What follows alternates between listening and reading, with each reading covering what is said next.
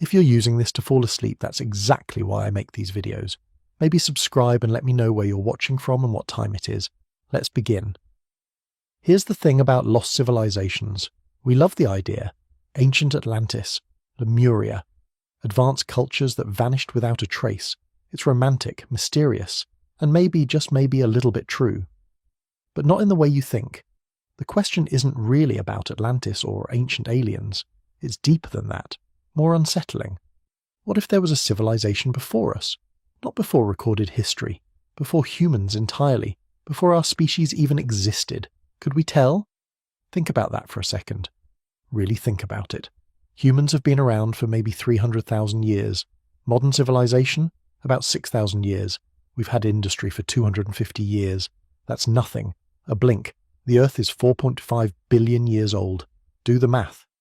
If another species built cities 100 million years ago, what would be left? What could survive that long?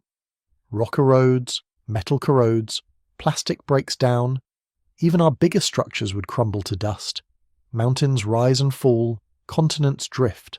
The ocean floor gets recycled every 200 million years through subduction. Everything gets erased. In 2018, a scientist named Gavin Schmidt asked this exact question. He works for NASA, studies climate. And he realized something strange. We look for ancient civilizations by digging up their stuff. Pottery, tools, buildings. But that only works for recent history. Go back far enough and there's nothing to find. So he asked, what would we even look for? Not ruins, not artifacts. Those don't last. Instead, you'd look for chemical signatures, traces in the rock, evidence of industrial activity, things that leave a mark on the planet itself. We call it the Silurian hypothesis, named after a Doctor Who episode. Because why not? The science is serious even if the name isn't. Here's what it means. When humans burn fossil fuels, we change the atmosphere. Carbon dioxide levels spike. The climate shifts. Certain isotopes appear in unusual ratios. These changes get locked into sediment, into ice cores, into the geological record. They'll be there for millions of years. Our industrial civilization leaves a signature. Could another civilization have left the same signature, millions of years before us? And would we recognize it if they did? Schmidt wasn't saying it happened. He was asking if we'd know. And the answer is uncomfortable. We might not. We probably wouldn't. Unless we knew exactly what to look for. The fossil record has gaps, huge ones. Most species that ever lived left no trace. Fossilization is rare. It requires specific conditions, the right sediment, the right chemistry. Most creatures just rot away. Even dinosaurs, which ruled for 165 million years, are known from incomplete skeletons. We found maybe a few thousand individuals out of billions that must have lived. Now imagine a species that lived for just a few million years, or less, and didn't have bones, or lived in areas where fossilization was unlikely. You'd find nothing, not a single trace. So we return to the question, what would we look for? What marks does civilization leave that could survive deep time? That's where this gets interesting, and strange, and maybe a little bit frightening. So what are we actually looking for? What marks could survive 100 million years? Start with carbon. When you burn fossil fuels, you release carbon that's been locked underground for millions of years. This carbon has a specific isotopic signature. It's different from the carbon in living things, different from the carbon in the ocean. When it floods into the atmosphere, it leaves a spike in the geological record. We can see our own spike forming right now, in sediment cores, in ice cores, in the layers currently being laid down. Future geologists will look at this moment and see a sudden jump in, carbon-12. They'll see atmospheric CO2 levels shoot up. They'll know something happened, something big. Could there be older spikes, buried deeper in the rock? Here's the problem. The further back you go, the messier the signal gets. Rock layers get compressed, heated, folded, subducted into the mantle and melted. The ocean floor completely recycles every 200 million years. Continental rock lasts longer, but it gets weathered, eroded, metamorphosed. The details blur. You'd need perfect preservation, the right kind of sediment, minimal disturbance for tens of millions of years. It's possible, but rare. Gavin Schmidt ran the numbers.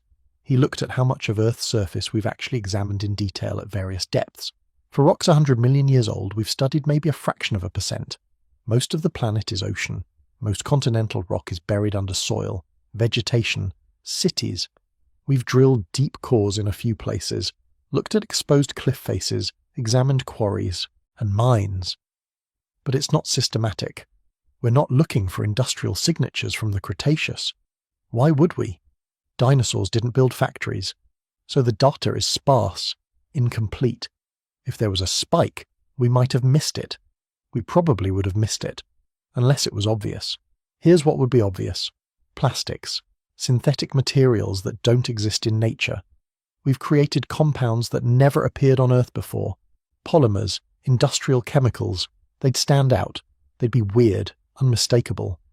But plastics break down, not quickly by human standards. A plastic bottle takes 450 years to decompose, but 450 years is nothing in geological time. UV light degrades it. Bacteria eventually learn to eat it. Give it 1,000,000 years and it's gone. Maybe some fragments survive in the right conditions, but you wouldn't find plastic bags from 100 million years ago. What about metals? We've mined enormous amounts of copper, iron, aluminum, concentrated them in cities, shaped them into structures. When civilization falls, all that metal is in one place, concentrated in ways nature doesn't do. Metal corrodes, iron rusts, copper oxidizes, but the concentration remains. You'd find unusual ore deposits, strange clusters of minerals, things that don't match natural geological processes, except we do find strange deposits, all the time. We explain them through geology, hydrothermal vents, volcanic activity, plate tectonics, and we're probably right. But how would we know if one of them was different? If one was the corroded remains of an ancient city? You'd need to look closely, very closely, at the ratios of different metals, the isotopic signatures, the spatial distribution. It's possible someone already found evidence and didn't recognize it, classified it as a natural formation and moved on. That's the unsettling part. We might not know what we're looking at. Then there's the question of scale. How big does a civilization need to be to leave a mark? We think big, global, industrial, like us. But what if they were smaller? A few million individuals, concentrated in one region. They might have had technology, culture, cities even, but their footprint would be tiny. Look at Easter Island. 1,000 people built those statues, created a complex society, then collapsed. If you didn't know to look there, you'd never find it. The island is tiny, remote. Most of the structures are stone, which lasts. But imagine they'd built with wood, or lived in a place that later sank beneath the ocean. You'd find nothing. Now imagine that same scenario playing out 50 million years ago, in a place that's now subducted under a tectonic plate. Gone, erased, no trace. The Earth is very good at erasing things, so we look for global signatures, things that would show up everywhere, in multiple locations, in different types of rock. That's harder to miss. Climate change is one. When you pump greenhouse gases into the atmosphere, the whole planet warms. Ice melts, sea levels rise, ocean chemistry changes, species go extinct. All of this leaves traces. We see it in the fossil record, mass extinctions, rapid climate shifts. The Paleocene-Eocene thermal maximum, 56 million years ago, saw temperatures spike by 5 to 8 degrees Celsius in just a few thousand years. Carbon isotope ratios went haywire. Deep ocean creatures died off. It looks like something dumped massive amounts of carbon into the atmosphere. We think it was volcanic activity, or methane release from the ocean floor, natural processes, and it probably was. But here's the thing, it looks almost identical to what we're doing now. Same carbon signature, same warming rate, same ocean acidification. If you didn't know about humans, you'd classify our current warming as a natural event. Volcanic, geological, whatever. So how do we tell the difference between natural climate events and industrial ones?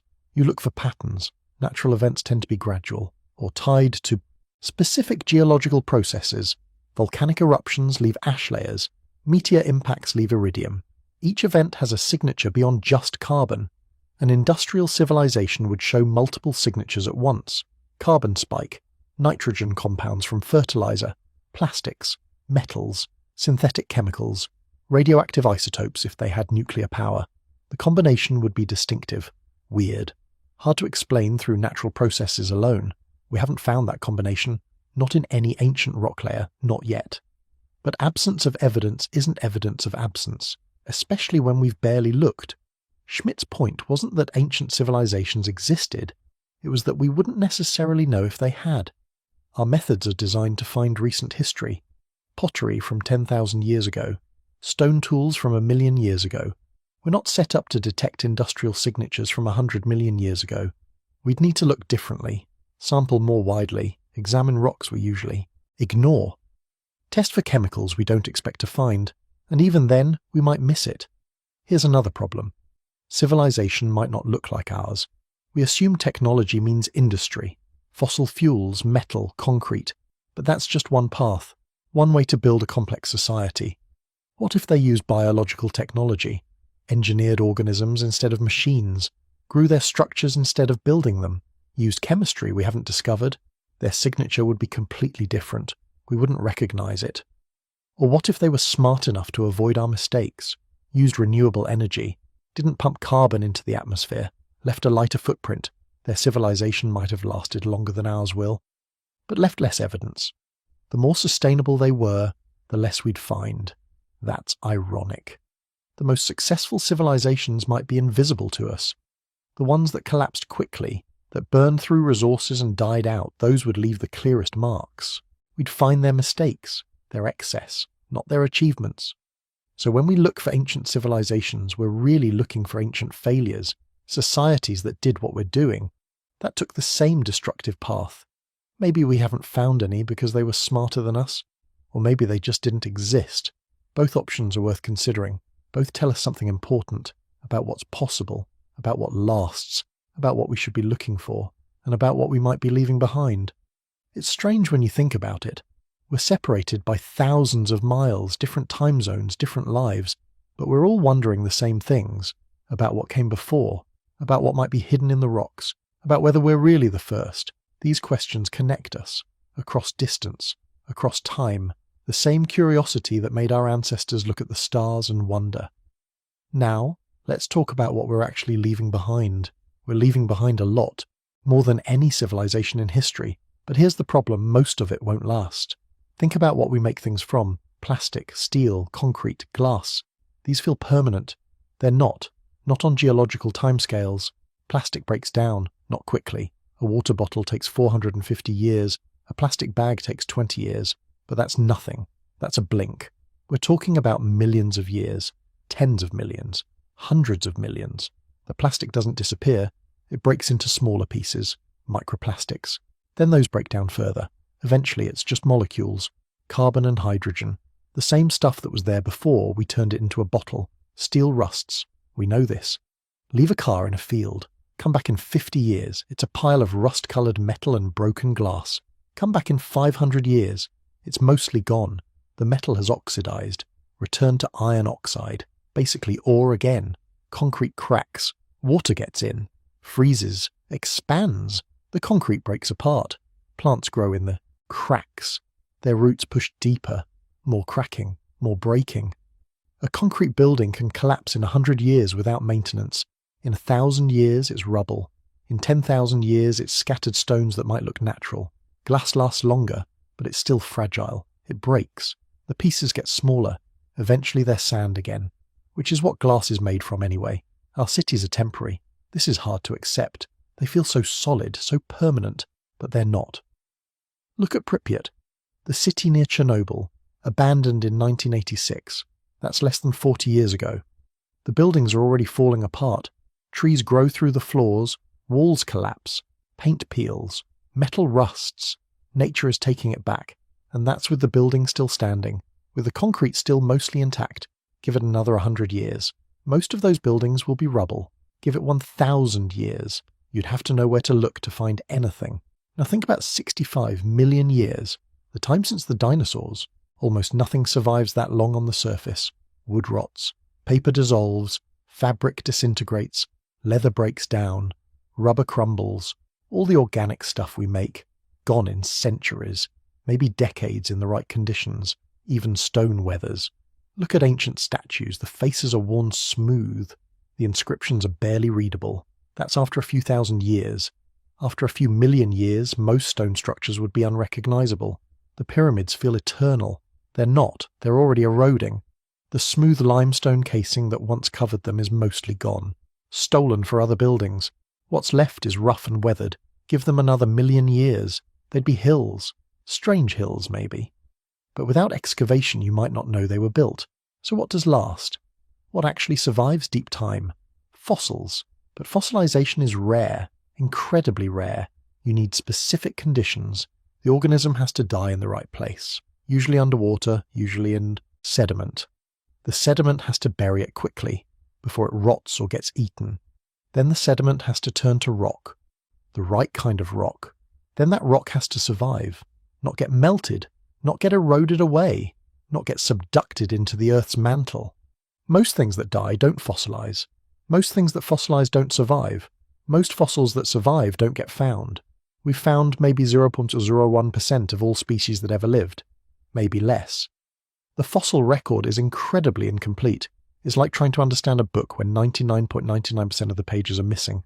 And here's the thing, fossilization works best for certain things. Bones, shells, teeth, hard parts, things that can turn to stone. It doesn't work well for soft tissue, skin, organs, muscle. These rot too fast. We have a few rare fossils with soft tissue preserved.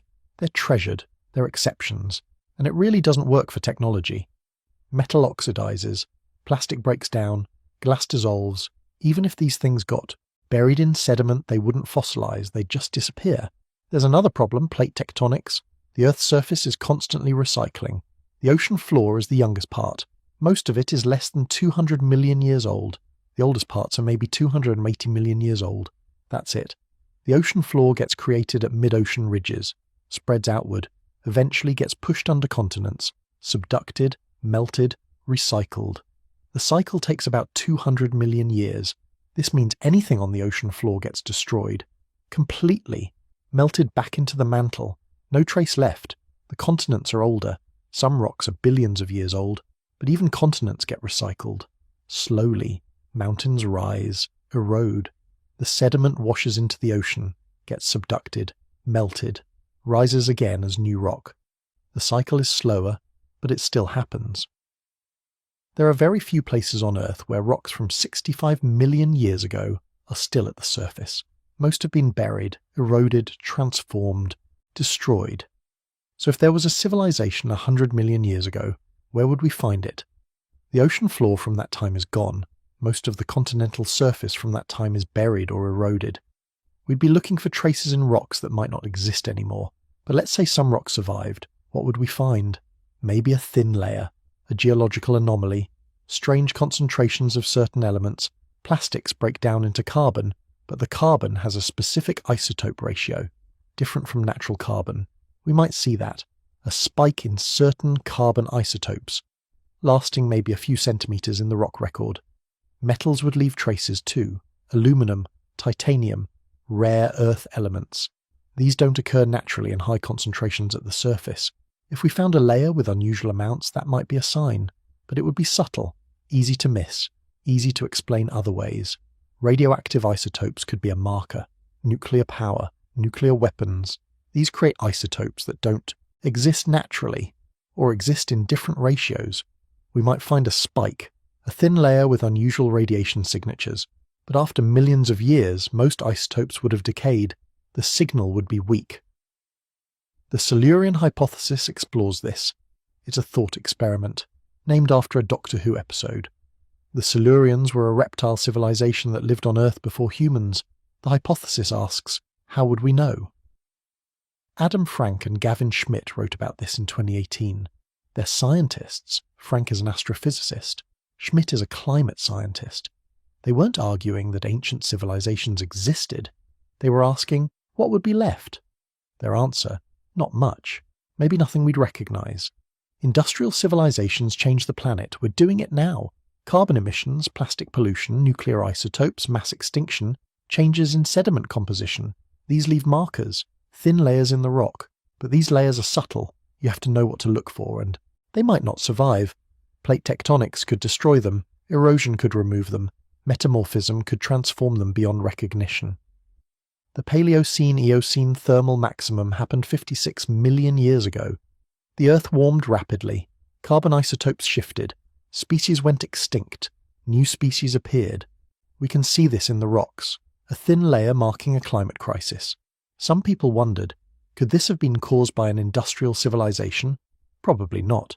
The isotope signatures are wrong, the scale is wrong, the timing is wrong, but it shows that climate events do leave traces, thin traces, in specific rocks that you have to know how to read. Here's another problem.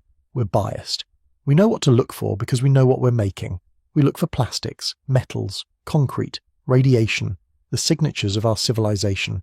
But what if an ancient civilization was different? What if they didn't use metal? What if they didn't split atoms? What if their technology was biological? Or based on something we haven't thought of? We wouldn't know what to look for. We might see the traces and not recognize them. Or we might not see traces at all because we're looking in the wrong places for the wrong things. This is the problem with absence of evidence. We haven't found any signs of ancient civilizations, but would we recognize the signs if we saw them? Are we looking in the right rocks? Do those rocks even still exist?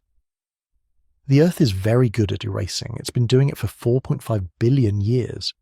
Continents rise and fall, oceans open and close, mountains erode to plains, plains get pushed up into mountains, everything gets recycled, everything gets buried, everything gets forgotten. We're finding dinosaur fossils because we know what to look for. We know what dinosaur bones look like. We know what rocks they're in. We know where to dig.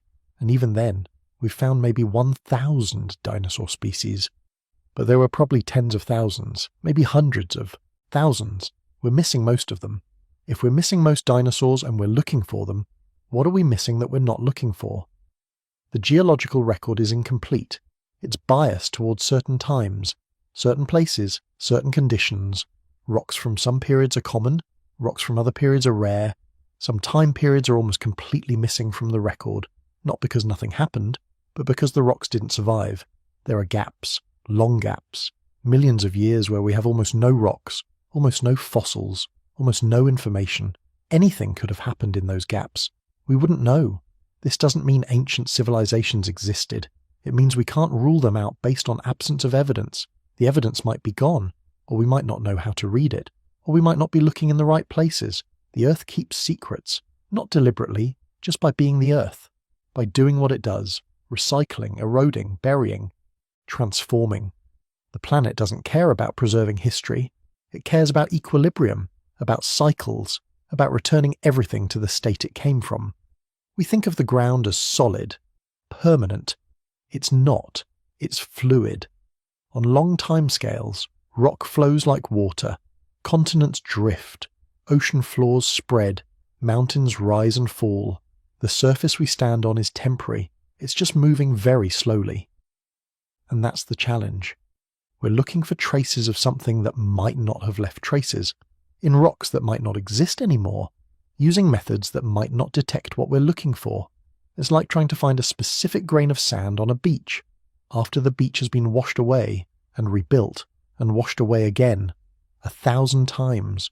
So people look for evidence, specific things that might prove an ancient civilization existed.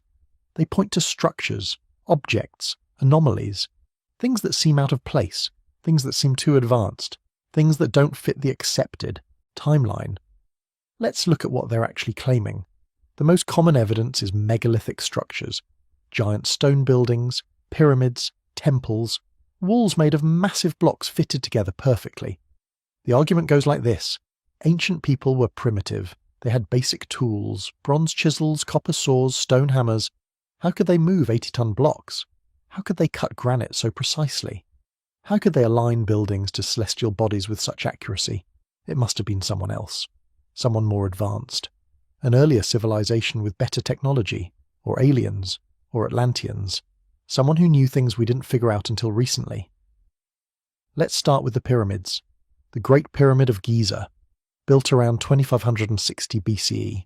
That's about 4,600 years ago. It's made of 2.3 million stone blocks. Each block weighs about 2.5 tons on average.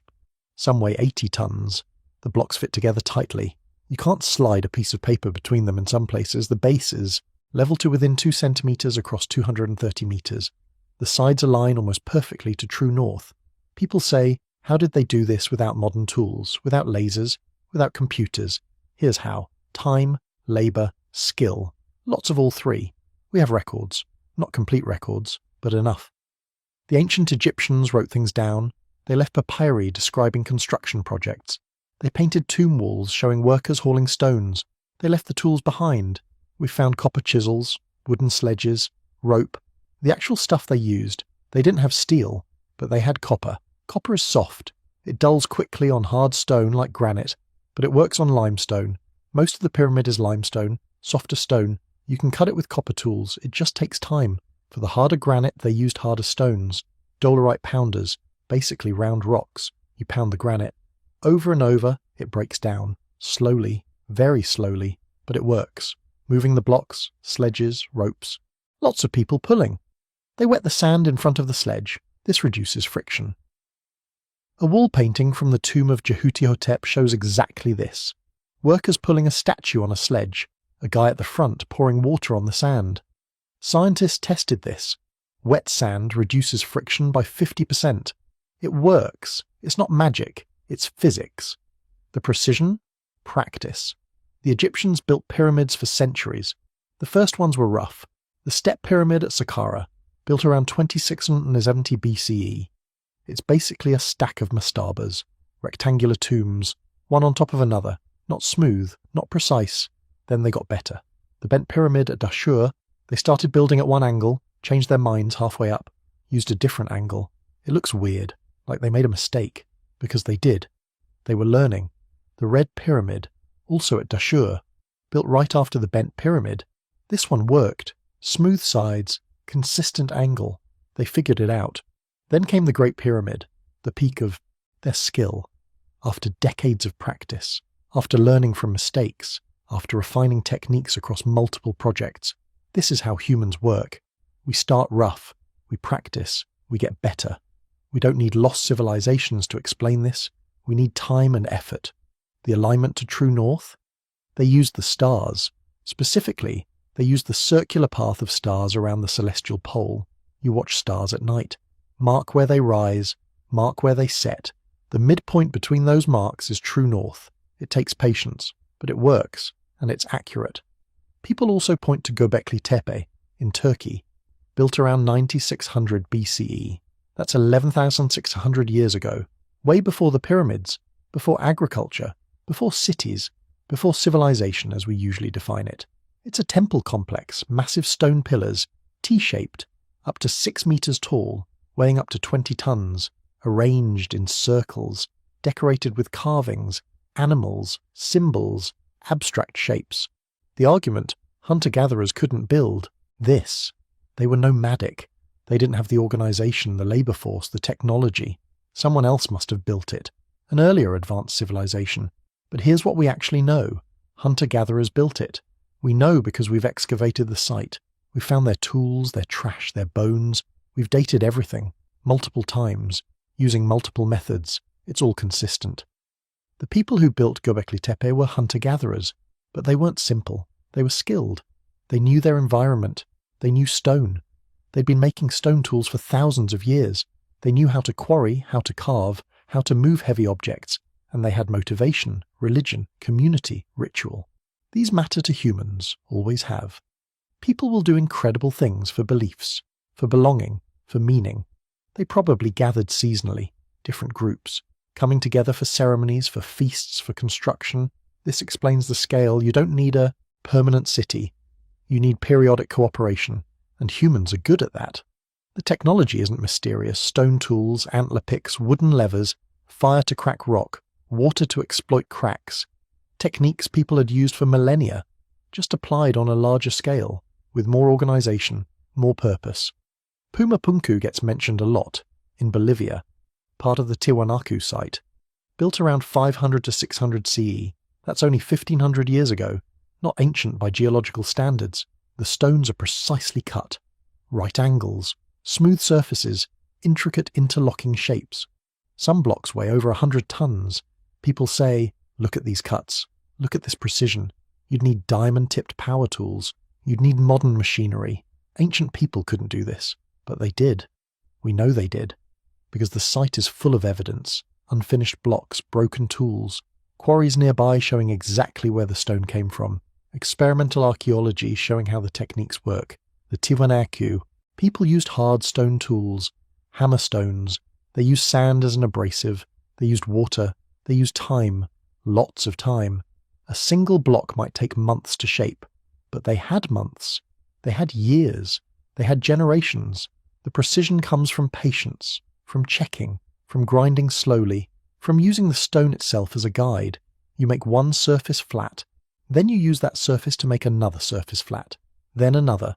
The precision builds on itself, moving 100-ton blocks, ramps, rollers, levers, teams of people, the same techniques used everywhere, the same techniques that work, the same techniques we've tested and proven. The Easter Island statues, the Moai. People ask, how did they move 80-ton statues across the island? Without wheels? Without metal? They walked them, literally. They rocked them back and forth, side to side, like walking a refrigerator. Teams of people with ropes, pulling in rhythm. The statue walks forward, slowly, very slowly, but it works. Researchers tested this. They made a replica Moai. They used the technique. It worked. 18 people moved a 10-ton statue, the math scales. More people, bigger statue, same principle. Baalbek in Lebanon, the Temple of Jupiter. The foundation has stones weighing 800 tons, the largest worked stones ever moved in the ancient world. How? We don't know exactly. The Romans didn't write down the technique, but we know they moved them, because the stones are there, in place, fitted together. We can guess. Massive teams, hundreds of people, rollers, levers, ramps, lots of time. The Romans were excellent engineers. They built aqueducts, roads, bridges, massive structures all over their empire. They knew how to move stone. Not knowing the exact technique doesn't mean it was impossible. It means we've lost the knowledge. Which happens. Techniques get forgotten when they're not needed anymore. When the people who knew them die. When the empire falls and nobody builds temples anymore. Here's the pattern. Someone points to an ancient structure, says it's too advanced, too precise, too massive. Couldn't have been built with ancient technology. Then archaeologists investigate. Find the tools, find the quarries, find the evidence of exactly how it was built. Test the techniques, prove they work. But the claims don't stop. They just move to a different structure, a different site, a different mystery. The problem isn't evidence, it's acceptance. People want ancient mysteries. They want lost civilizations. They want something more than humans worked really hard for a really long time. But that's the actual answer most of the time. Humans worked hard. For a long time. With simple tools. With patience. With skill passed down through generations. With motivation from religion or politics or pride or all three. We're good at building. We've always been good at building. We don't need help from lost civilizations. We just need time and purpose. The Antikythera. Mechanism gets mentioned.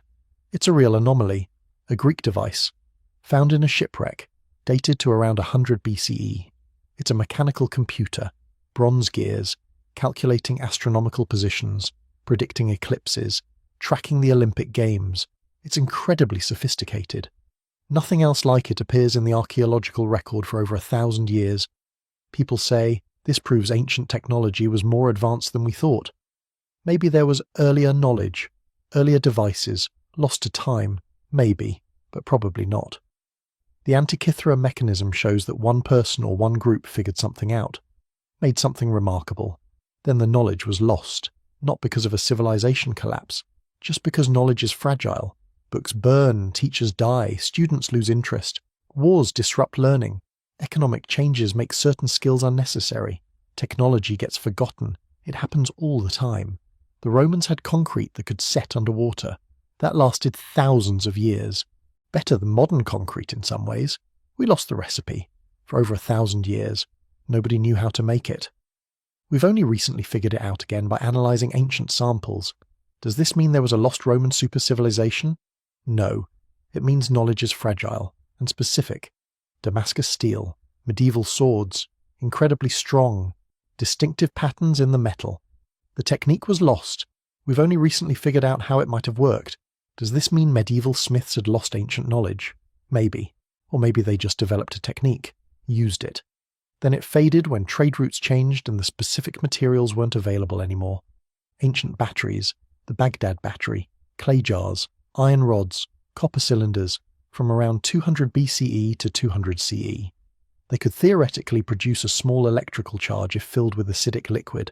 People say ancient electricity, lost technology, proof of advanced knowledge, or they're just jars. The electrical effect is accidental. Or they were used for something else entirely, like storing scrolls. We don't know. Calling them batteries is speculation, interesting speculation, but not proof of anything.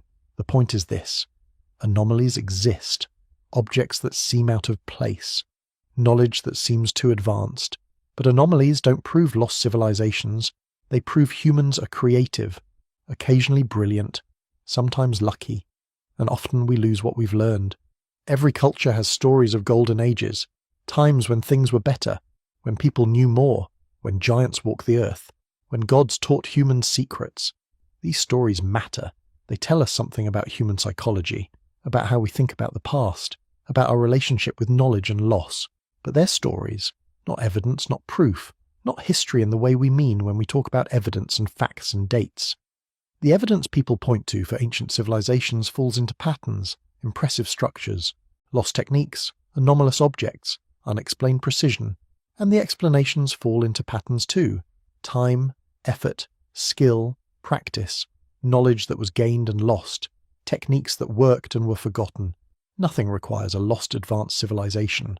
Everything fits within what we know humans can do, have done, will do again. The real mystery isn't how ancient people built things, it's why we're so reluctant to give them credit. Why we'd rather imagine lost civilizations or alien intervention than accept that our ancestors were smart, patient, skilled, capable of remarkable things with simple tools and lots of time. Maybe that says more about us than about them. But what if we're looking in the wrong place? What if the evidence isn't on land at all? What if it's underwater? Sea levels have changed dramatically. During the last ice age, they were 120 meters lower than today. That's 400 feet. The coastlines were completely different. Where there's ocean now, there was land, dry land, habitable land, land where people could have lived, built cities, developed cultures. Then the ice melted, the seas rose, and everything got swallowed.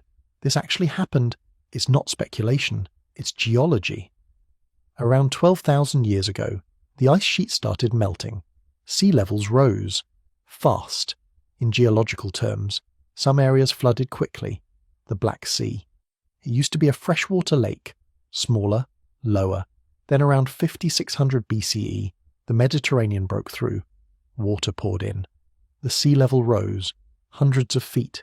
In maybe a year, maybe less.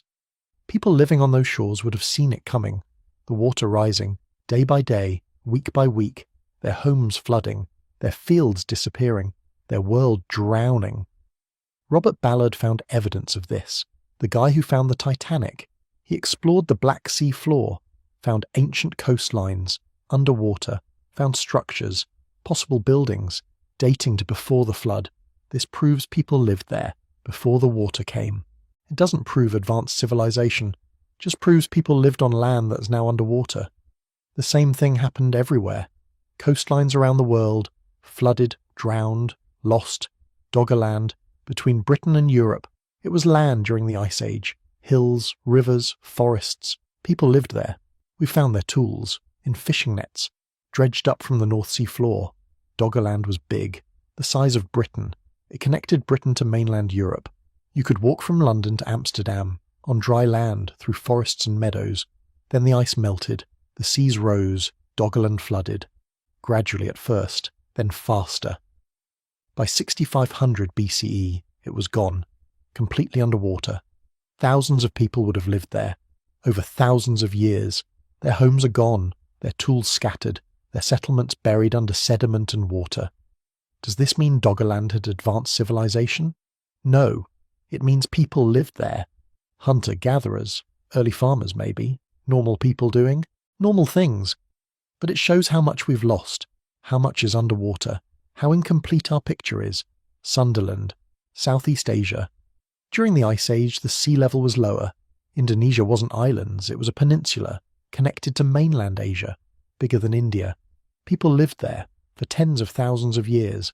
The area was tropical, rich, lots of resources, good place to live.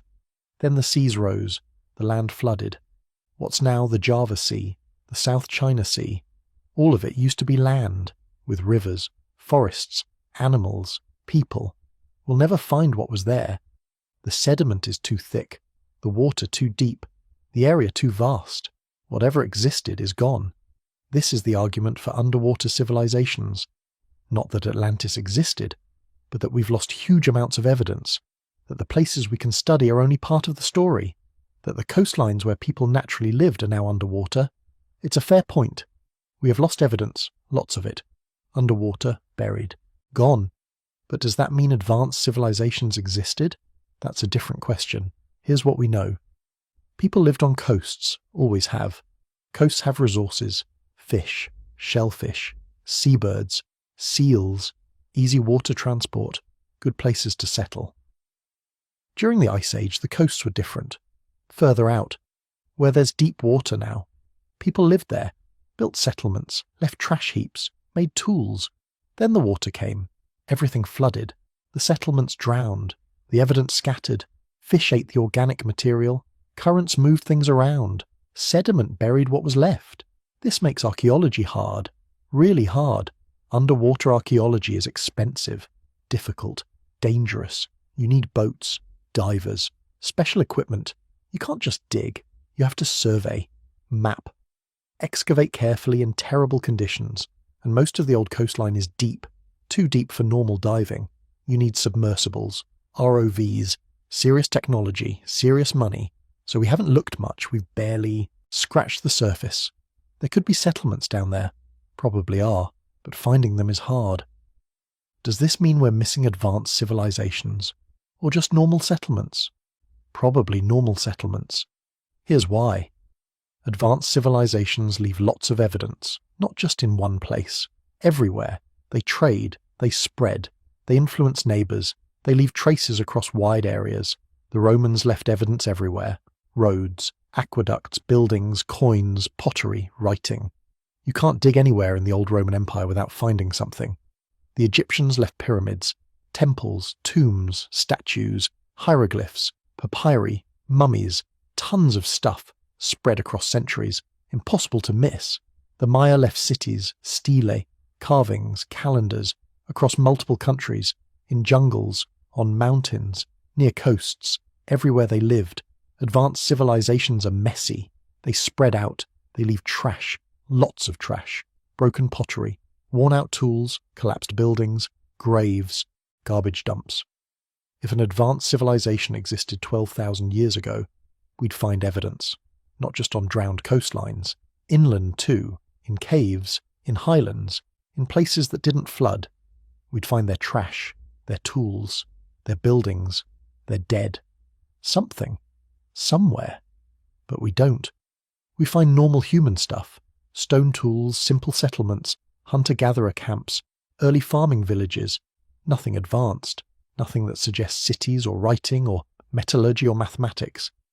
The underwater argument assumes all the evidence is underwater, but that's not how civilizations work.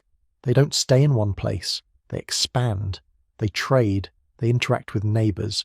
Even if the main cities were coastal and now underwater, there'd be evidence inland. Trade goods, influenced neighbors, copied technologies. Something. There isn't. What we do find underwater is interesting, but not surprising. Dwarka, off the coast of India. Underwater structures, stone blocks, walls maybe. Dating is controversial. Some say 9,000 years old.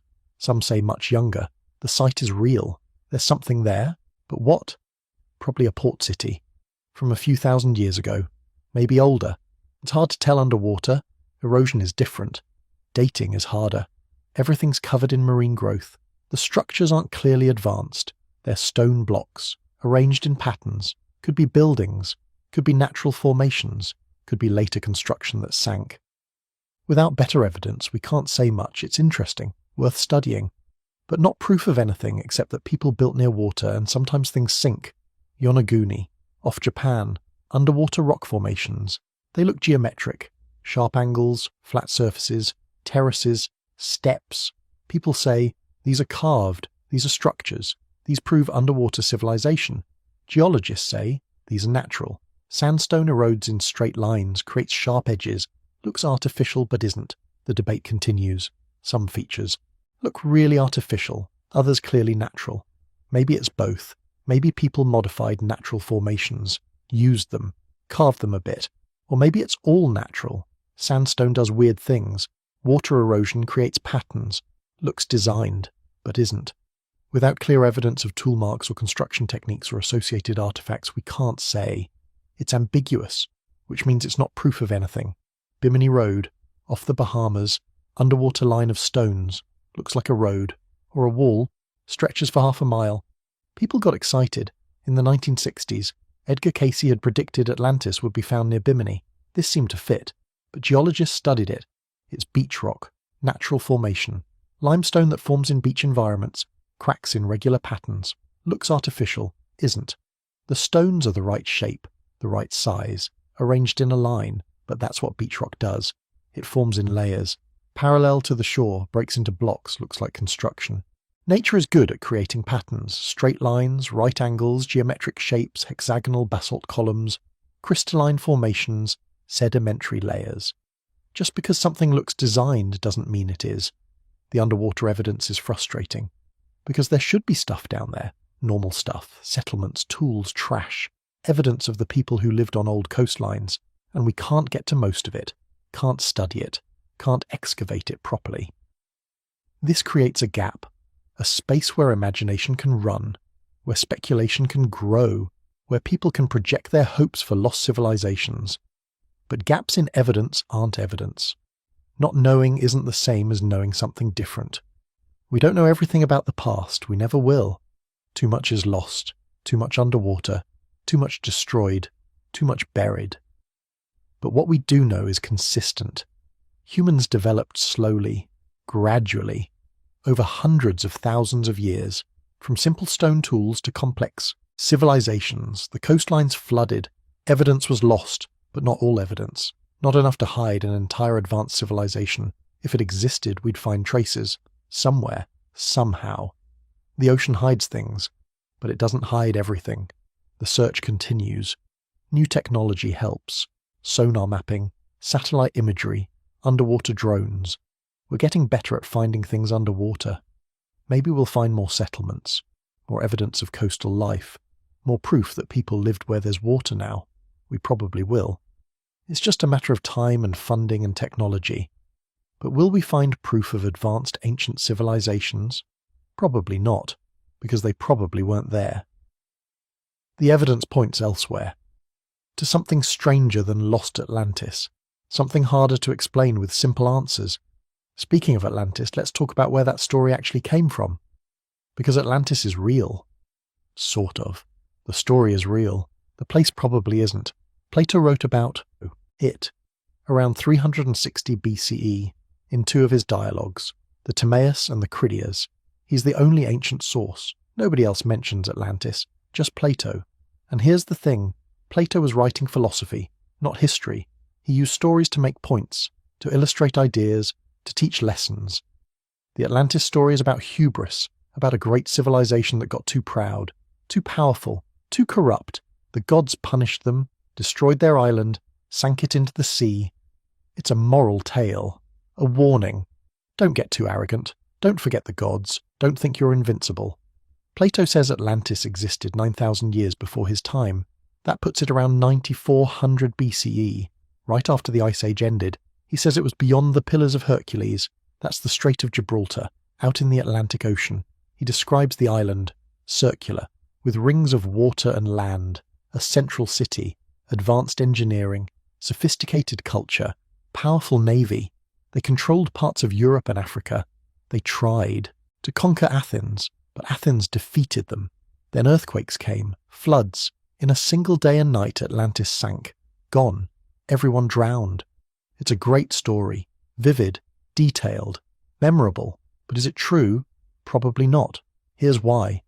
Plato was making a point about Athens, about how ancient Athens was noble, virtuous, strong enough to defeat a superpower. He was praising Athenian values, using Atlantis as a contrast. He says he heard the story from Solon. Solon heard it from Egyptian priests. The priest had ancient records. They told Solon about Atlantis. But there's no Egyptian record of Atlantis, none. We found tons of Egyptian texts, papyri, temple inscriptions, administrative records, medical texts, religious texts, stories, myths. Nothing mentions Atlantis. Nothing mentions a great island civilization that sank. Nothing about a war with Athens 9,000 years earlier. If the Egyptians knew about it, they didn't write it down, which is weird, because Egyptians wrote everything down. Plus, Athens didn't exist 9,000 years before Plato, not as a city, not as a civilization. There were people there, hunter-gatherers, early farmers maybe, but no Athens, no navy, no war with Atlantis. Plato knew this. He was educated. He knew Greek history. He knew Athens was much younger. So why tell the story? Because it served his purpose. It illustrated his philosophy. It made his point about virtue and corruption, and the rise and fall of civilizations. He probably made it up, or heavily adapted some other story, changed details, added stuff, made it fit his argument. That's what philosophers do. They use stories as tools, as illustrations, not as historical records, but people took it literally. Even in ancient times, some believed Atlantis was real. They looked for it, speculated about where it might be. Crantor, a philosopher who lived shortly after Plato, he said he saw the Egyptian records. He confirmed the story, but we don't have his writings, just references to them, and no Egyptian records have ever been found. Aristotle, Plato's student, he didn't believe it. He said Plato invented Atlantis to make a philosophical point, then destroyed it when the story was done. That's probably right. Aristotle knew Plato, studied with him for years. He'd know if Plato was serious or not. But the story survived. It spread. It captured imaginations. People wanted to believe, wanted to find it. Over the centuries, people placed Atlantis everywhere.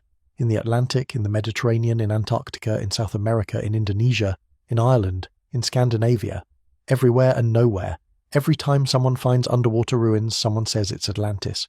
Every time there's a natural formation that looks artificial, someone claims they've found it. But they haven't.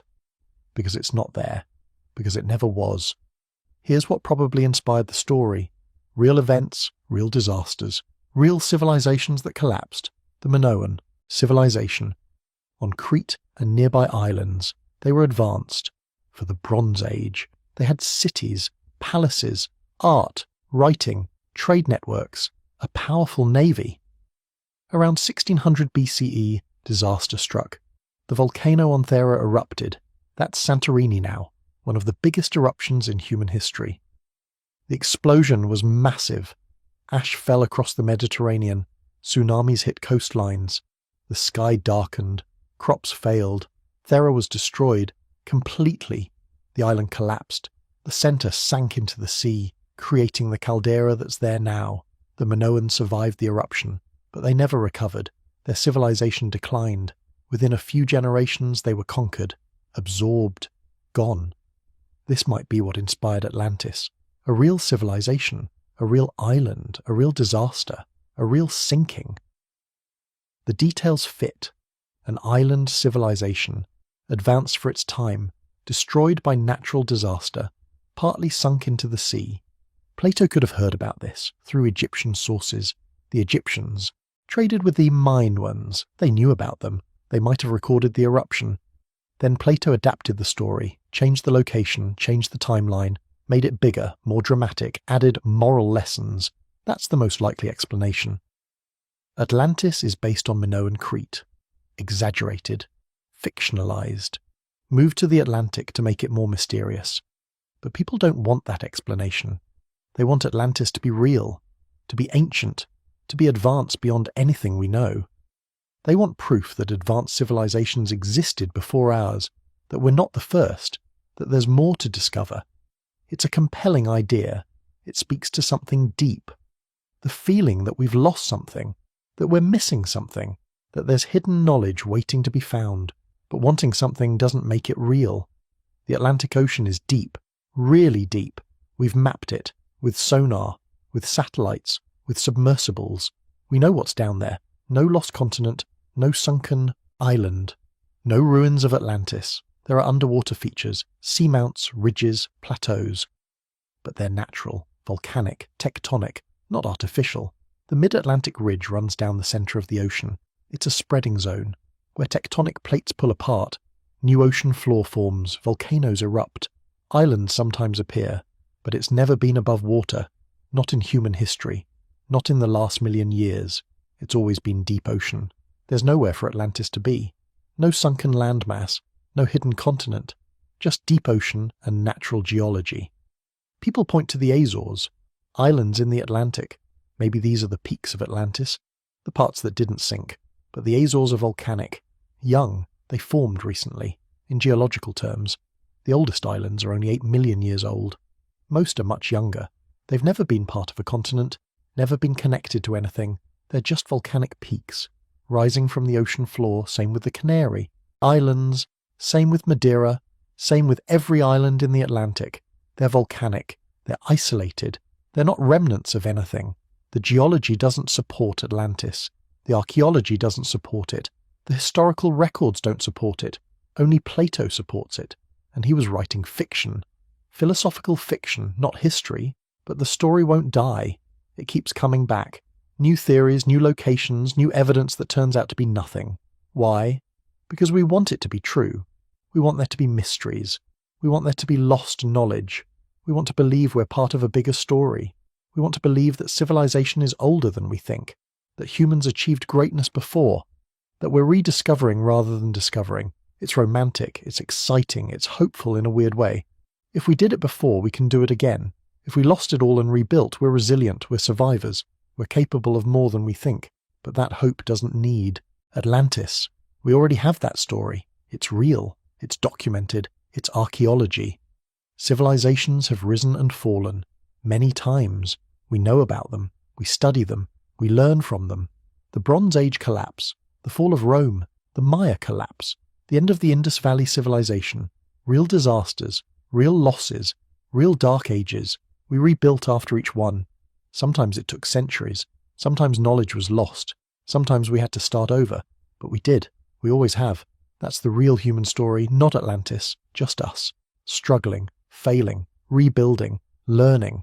Atlantis is a distraction, a beautiful distraction, but a distraction nonetheless. The real mysteries are more interesting, more complex, more worthy of attention. Why did the Bronze Age collapse? We don't fully know. Why did Easter Island civilization fail? Still debating. How did ancient people move massive stones? Still figuring it out. These are real questions with real evidence and real answers we can find through careful study.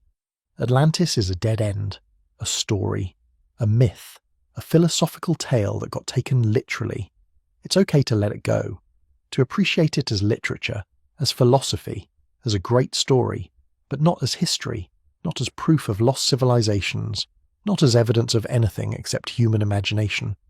Plato would probably be amazed. He told a story to make a point about virtue, about hubris, about the dangers of corruption, and here we are, 2,400 years later, still talking about it, still searching for it, still believing it might be real. That's the power of a good story. It outlives its purpose. It takes on a life of its own. It becomes something the author never intended. Atlantis is real as a story, as a myth, as a cultural touchstone, as an idea that captures something about human longing and human hope, but as a place, as a civilization, as proof of ancient advanced cultures.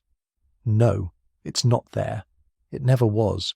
The ocean keeps its real secrets, real shipwrecks, real settlements, real evidence of how people lived and died and adapted to changing seas. Those are worth finding, worth studying, worth protecting. Atlantis is a beautiful dream, but it's time to wake up, to look at what's really there, to appreciate the actual mysteries instead of invented ones. The truth is stranger than Atlantis anyway, more complicated, more fascinating, more worthy of wonder. We don't need lost continents to make the past interesting. The past is already interesting, already full of mysteries, already full of stories worth telling, real stories, true stories, stories we can verify and study and learn from. That's where the real adventure is, not in finding Atlantis, but in understanding what actually happened, how people actually lived, what they actually achieved, and what they actually lost. Let's step back for a second. We've been talking about lost cities and sunken islands, Atlantis, Crete, volcanoes, real disasters. All of that is about humans, our stories, our memories, our ruins. But there's a bigger, stranger question sitting in the shadows, one that's even harder to answer. What if something advanced existed before humans at all? Not just before history, not just before writing, but before people who looked like us ever even appeared. Could there have been an advanced civilization millions of years ago that's left no trace we've found? This idea sounds wild, but it pops up all the time. In books, in TV shows, in late-night conversations. Here's the thing. The Earth is old. Really old. Around 4.5 billion years old. That's a number so big it's hard to really picture. Modern humans, people like us, have only been around for about 300,000 years.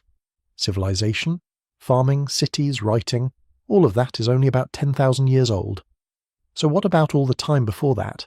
Hundreds of millions of years, billions even. Could something have risen and vanished long before us? Think about this, for a second. If an advanced species, one with language, tools, buildings, had existed millions of years ago, would we know? Would we find their ruins? Or would time erase almost everything, leaving us with nothing but questions? Let's look at the science. First, we have to think about what advanced actually means.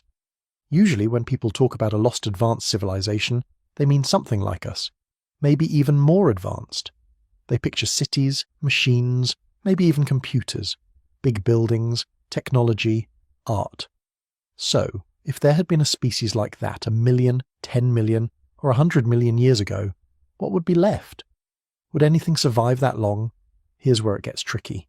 Stone tools, for example, can last a long time.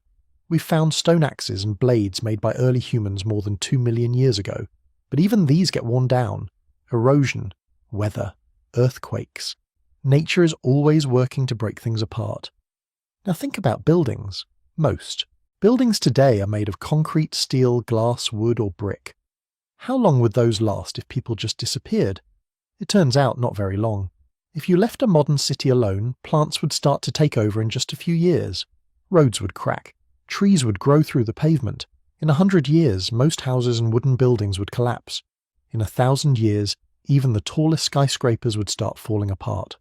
Concrete crumbles, steel rusts, glass breaks. Nature takes everything back. After 10,000 years, almost every trace of our cities would be buried or gone. Only a few things would last. Maybe some stone monuments, some plastics buried deep underground, nuclear waste in sealed containers. But even those wouldn't last forever. Now stretch that out to 1 million years, or 10 million, or 100 million. Earthquakes, volcanoes, floods, glaciers, and shifting continents would erase almost everything. Geologists call this deep time. It's the idea that the Earth is always changing, but on a timescale that's hard for us to imagine. Mountains rise and fall, oceans appear and vanish. Entire continents move around the planet. In 100 million years, the Atlantic Ocean could be gone. Africa could crash into Europe. New mountains could form where there's ocean today. So even if a species built cities on land, the land itself could disappear. It could sink below the sea, or be scraped away by glaciers, or buried under new layers of rock. Let's talk about fossils. When we find dinosaur bones, they're sometimes over 65 million years old. But fossils are rare. Most things that die get eaten, rot, or break down. For something to fossilize, it has to be buried quickly, usually by mud or sand, and then turn to stone over millions of years. Even then, only hard parts fossilize. Bones, teeth, shells, soft things, skin, organs, hair, almost never make it. And if you're looking for traces of something like a city, you'd need that city to be buried and turned to stone. That's even less likely. Archaeologists have found stone tools left by early humans, but we've never found a fossilized building, not from any time, not even from early humans. The ruins we find, like ancient temples or walls, are only thousands, not millions, of years old. Nothing like that has ever been found from before humans appeared. So, is it possible something advanced existed millions of years ago? The odds are tiny, but let's look at what we'd expect to find if it did. First, we might see weird patterns in the rocks, layers that can't be explained by nature, maybe strange metals that don't belong, or chemicals that hint at industry. If a civilization built lots of machines or burned fuel, maybe they'd leave behind pollution. We could look for odd spikes in the fossil record, sudden changes in carbon, or traces of plastics or radioactive elements. Scientists have looked. They call this the Silurian hypothesis. It's named after the Silurians, reptile people from a British TV show. The idea is simple. If an advanced civilization lived on Earth long before us, would we be able to tell? A few scientists wrote about this in 2018. They said, let's check the rocks, let's check the chemicals, let's see if there are signs of ancient pollution or anything that can't be explained by natural causes. They found that most evidence would vanish. In just a few million years, even plastics and metals would be broken down, buried or recycled by the Earth. Fossils from a civilization would be incredibly rare, almost impossible to find. So, even if there had been a lost industrial age, most traces would be gone. But there are some clues that might survive. For example, if a civilization changed the climate, or left weird chemicals in the rocks, we might see those. If they mined huge amounts of metal, maybe some ores would be missing, or we'd see unusual layers. But so far, nothing like that has ever been found. There are odd things in the geological record. For example, there's the Great Oxidation Event about 2.4 billion years ago. That's when oxygen suddenly appeared in the atmosphere. But scientists think that was caused by tiny bacteria, not by anything advanced. Another example is the PEM, the Paleocene-Eocene thermal maximum. About 56 million years ago, the Earth suddenly got much warmer. There's a spike in carbon in the rocks. Some people have asked, could that be from ancient industry? But the evidence points to volcanoes or natural methane, not machines. When you look closely, all the weird events in Earth's past can be explained by natural causes: asteroids, volcanoes, changes in the sun, movement of the continents. There's no sign of ancient cities or roads or machines. If you dig into the layers of rock, you find fossils of animals and plants. Sometimes you find whole forests turned to coal.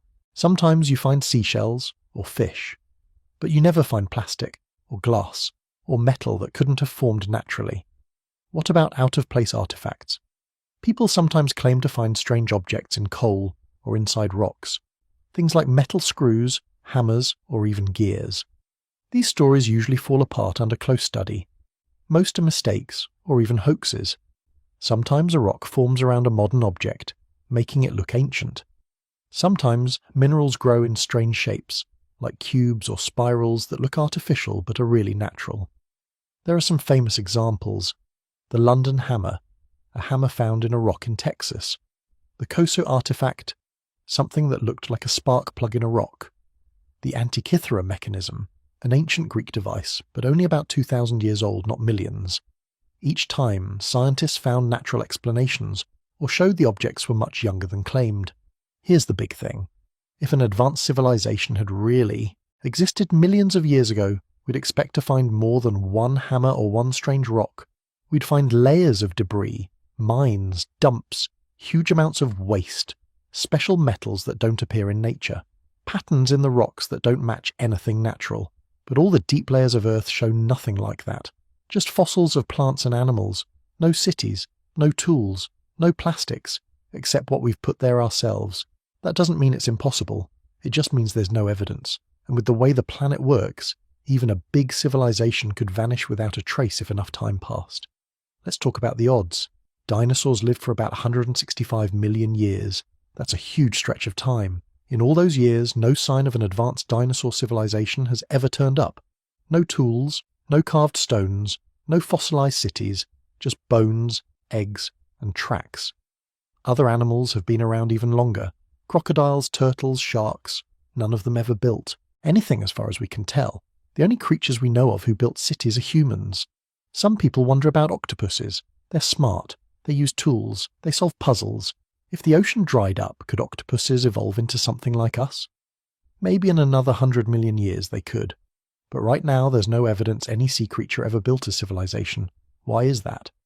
Maybe it's just really hard to get all the right pieces together.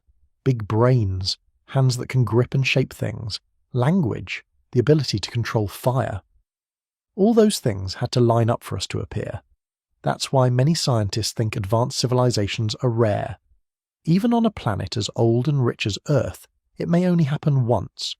Or maybe it's never happened before at all, but some people still wonder. They ask, if we vanished today, what would aliens find in 100 million years? Would they know we were here? Or would all our cities, our satellites, our roads just be gone? Maybe they'd see a tiny chemical spike, maybe a weird layer in the rocks, maybe nothing at all. It's a humbling thought. Everything we build, everything we do could disappear. The planet keeps going. Mountains rise, seas fall, life changes, but almost nothing survives deep time. That's why, when you look for signs of a lost ancient civilization before humans, you're asking a really hard question. Not just, did it happen? But, could we even know if it did? So far the answer is no. There's no proof, no ruins, no tools, no odd chemicals or layers that can't be explained. Just the slow, steady story of life changing over billions of years. Single-celled creatures, plants, fish, dinosaurs, mammals, and finally, us. But here's what's strange. The idea still pulls at us. We want to believe we're not the first, that others came before, that the world has secrets we haven't even imagined. Maybe that's human nature. We're curious. We hate gaps in the story. We invent myths and tales to fill the empty spaces. Sometimes we look backward and see patterns that aren't really there. But science deals with what's left behind. Fossils, rocks, chemicals, patterns in the layers of Earth. These tell us that, as far as we know, we're the first species on this planet to build cities, write stories, travel to the moon. Maybe there were others. Maybe they left no trace. But right now, the evidence just isn't there. And yet, the question remains. Because the past is so deep, and so much has vanished, we can never be 100% sure. There's always a small chance, a tiny sliver of possibility, that something amazing happened long before us, that the Earth holds secrets even deeper than we imagine. So people keep searching, keep wondering, keep hoping for a sign, a fossil, a tool, a city, a message, something that says, you weren't the first, others came before, and maybe, someday, we'll find it. But for now, we're left with mysteries, with what we know and what we can only guess. The story of life on Earth is long, winding, and full of gaps. Maybe that's why it feels so mysterious. Maybe that's why the idea of lost civilizations, even before humans, keeps coming back. And that brings up a new question. If we're the first, what does that mean for us? If we're not, what would it mean to find proof of something before us? Would it change how we see ourselves? Or would it just be another chapter in the world's wild, unfinished story? For now, all we can do is keep looking, keep wondering, and keep telling stories. Because sometimes, the questions matter just as much as the answers. But what about before humans entirely? What if something intelligent existed millions of years ago? Let's go deeper. We've talked about the odds of finding old ruins, tools, or chemicals from a lost civilization. But what about the bigger picture? What does it really take for something advanced to appear at all? If we want to know if deep time could hide a forgotten civilization, we need to look at the history of life itself. What patterns show up? What's rare and what's common? And why does intelligence, or technology, seem so hard to find? Picture the Earth, hundreds of millions of years ago. The continents look different. The air, the oceans, everything is strange to us. Life is here, but it's not what you'd recognize. For most of Earth's history, life has been simple. Just cells floating in water doing their thing. For billions of years, there were no animals, no plants, nothing with eyes or brains. Just tiny things, too small to see, multiplying and changing bit by bit. Here's the thing, life started early. As soon as the planet cooled down enough, living things appeared. Some scientists think it happened around 3.5 billion years ago. That's almost as soon as it was physically possible. The oldest fossils we've found are tiny mats of bacteria, called stromatolites. They look like blobs of rock. Not much to see, really. But they were alive. They grew in shallow seas, soaking up sunlight, making oxygen. For over 2 billion years, bacteria ruled the world. They changed the atmosphere, built up oxygen, and made the planet ready for something new. But nothing complicated showed up for a very long time. No animals, no plants, nothing you'd call advanced. Why? That's one of the great mysteries. It's not that the planet was empty, it's just that simple life is easy, complex life is hard. It takes a lot of special things to line up all at once. You need the right chemicals, the right energy, the right balance, and even then, most attempts fail. Eventually, around 600 million years ago, something changed. Animals appeared, not all at once but in stages. First, soft-bodied things like worms or jellyfish, then creatures with shells. The Cambrian explosion about 540 million years ago was a wild time. Suddenly there were all sorts of new shapes, eyes, legs, mouths, claws. The ocean was full of strange life, most of it nothing like what we see today. But even then, intelligence was nowhere to be found. Most animals just drifted, crawled, or hunted by instinct. No one was building anything. No one was planning ahead. So what does it take for intelligence to appear? Let's break it down. First, you need a nervous system, a way for the body to send signals. Then you need a brain, or something like it, to process those signals. Then you need senses, eyes, ears, maybe even a sense of smell. All of that is rare. Most life doesn't need it. Plants, for example, do just fine without brains. Brains are expensive. In an energy sense, they burn a lot of calories. For most animals, it's easier to stay simple. Eat, move, reproduce, repeat. Why bother with thinking? But a few groups over time started to get smarter. Some fish, some insects, some birds, some mammals, and of course some dinosaurs. But even then, smarter just meant better at finding food or avoiding danger, not making tools, not building anything. Let's talk about the dinosaurs for a minute. They were around for 165 million years. That's longer than mammals have been on the planet. Some were huge, some were tiny. A few, like the raptors and birds, had bigger brains, sharp eyes, clever claws. But as far as we know, none of them ever built a city or a fire. No fossils show tools, artwork, or anything like a society. Why not? Maybe they just didn't need to. Maybe their bodies were already perfect for their world. Or maybe intelligence is just rare, even after life gets complex. It's not the end goal of evolution. It's just one weird path among many. Some scientists have asked, could there have been a hidden branch of dinosaurs or reptiles that got smart? Something that lived in forests or caves, left no bones behind, and vanished without a trace. It sounds cool, but the chances are tiny. Fossils of fossils. All kinds of dinosaurs have been found, from giant sauropods to tiny birds. Nothing shows any sign of fire, tools, or advanced building. And then the asteroid hit. About 66 million years ago, a space rock smashed into Earth. The world changed overnight. Fires, darkness, cold. Most of the dinosaurs died out along with many other animals. The world opened up for something new. That's when mammals started to take over. Small, furry, warm-blooded. For tens of millions of years they just scurried and hid. But slowly some got bigger, smarter, and more adaptable. Monkeys appeared, then apes, then finally humans. But here's the strange part. Even with all that time, intelligence like ours only showed up once. On a planet full of life, for billions of years, only one species made cities, art, and technology. That's not what you'd expect if intelligence was easy. So, what does this mean for the idea of a lost civilization?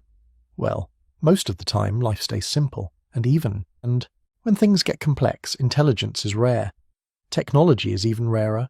Let's look at the ocean for a minute. There are smart animals there too, dolphins, whales, octopuses. Some use tools, some have complex songs or ways to talk, but none of them build cities, none make machines. Maybe it's because they live in water where fire doesn't work, or maybe they just never needed to change the world.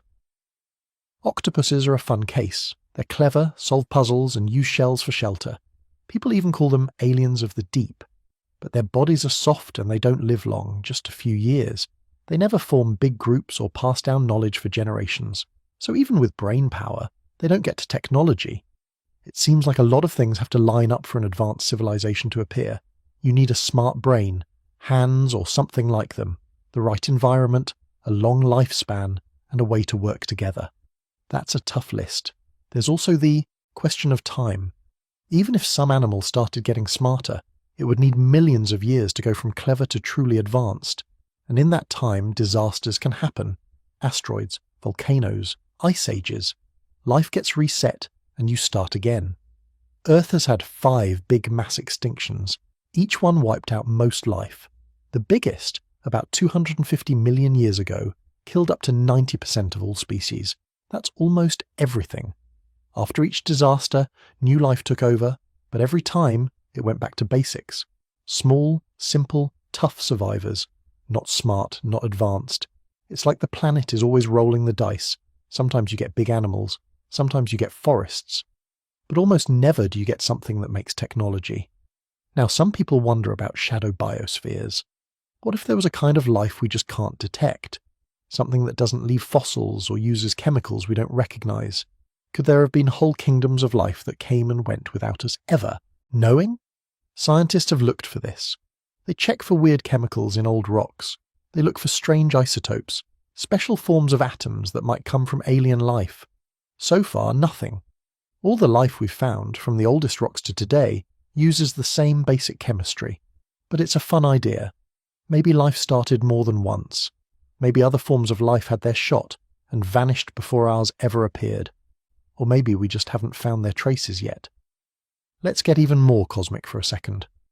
Some writers and thinkers ask, what if life didn't start on Earth at all? What if it came from space? This idea is called panspermia. Maybe a meteor brought tiny living things to our planet, which then took off and evolved. If that's true, there could have been life here before the current line. But again, we see no evidence for something advanced. It's wild to think about. But right now, everything we can see points to a slow, steady climb from simple to complex. No sudden jumps, no hidden high-tech worlds wiped away. There's another angle to this. Let's talk about signals. If there had been an advanced civilization, maybe they left something on purpose, a message or a beacon meant to last for millions of years. Some have called this the message in a bottle idea. Could there be something hidden deep underground, or on the moon, or even in orbit just waiting to be found? Scientists and dreamers have searched. We've scanned for radio signals, checked the surfaces of other planets, even looked for odd things in space, but so far, nothing. Even if someone wanted to leave a sign, it would be hard. Earth is always changing. Anything left on the surface would get buried or destroyed. Only something hidden deep in rock or far from the planet might survive. But we haven't found anything like that. Some people suggest looking for techno-signatures. That's just a fancy way of saying, look for the marks of technology. On Earth, that could mean odd chemicals, strange metals, or even artificial shapes in rock. In space, it could mean strange patterns of light or heat. But we haven't seen anything that can't be explained by nature. So, let's step back. What are the odds? For most of Earth's past, the world was full of microbes, not machines. Complex life took forever to appear. Big brains showed up just once, as far as we know. Technology, even more rare. It's possible that something advanced appeared once before and left no trace. But everything we know says it's unlikely. Life just doesn't work that way, most of the time. But the question keeps coming back. Why? Maybe it's because of how we see ourselves. We want to feel connected to something bigger. We want to imagine hidden stories, lost worlds, forgotten geniuses. It makes Earth feel more mysterious, less ordinary. Or maybe we just hate the idea of being alone. If someone came before us, maybe we're not a fluke. Maybe this is just a pattern, and we're part of a bigger story. But the truth is, life is tough. Survival is hard. Most things that ever lived are gone forever. Most of the survivors just kept it simple. The ones that took risks, got big or smart or weird, didn't always last. That's why when you look at the tree of life, it's full of dead ends. Whole branches that went nowhere. The only branch that made it to cities and space rockets is the one we're on. So, if you're searching for lost civilizations before humans, you have to accept that life's history is full of silence. Long stretches where nothing much happened, and then bursts of change. It's humbling, really. For billions of years, nobody wondered about the stars. Nobody built a fire or shaped a tool or wrote a story, just simple creatures, living and dying. And then, finally, something changed. Not overnight, not even in 1,000,000 years. But slowly, step by step, brains got bigger. Hands got hands, better. Groups got more social. Ideas started to pass from one generation to the next. That's what set us apart. The ability to learn, to share, to build on what others did. That's what makes civilization possible. Some people ask, what if we vanish tomorrow? Would anything we've built last? In a few thousand years, maybe a few things would survive. In 1,000,000 years, almost nothing. The planet would wipe the slate clean, as it's done before. Maybe that's why the idea of a lost civilization is so haunting.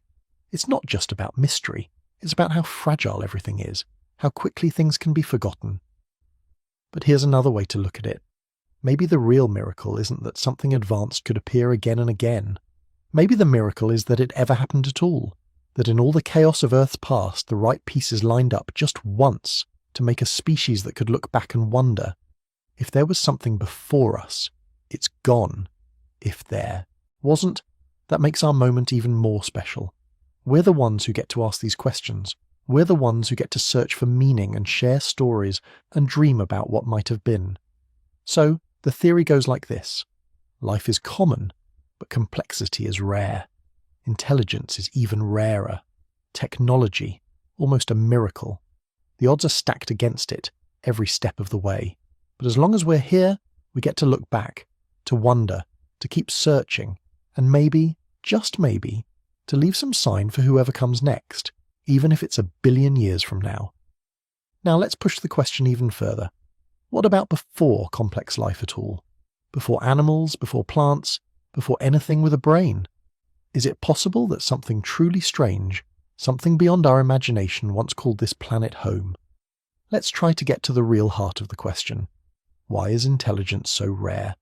Why did it only show up once on Earth, as far as we know?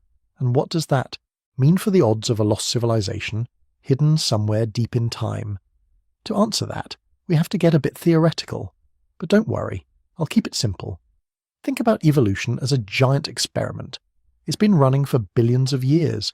There are no instructions, no plan, just random changes, one after another, with nature picking what works best in each moment. Sometimes those changes lead to new ways of living.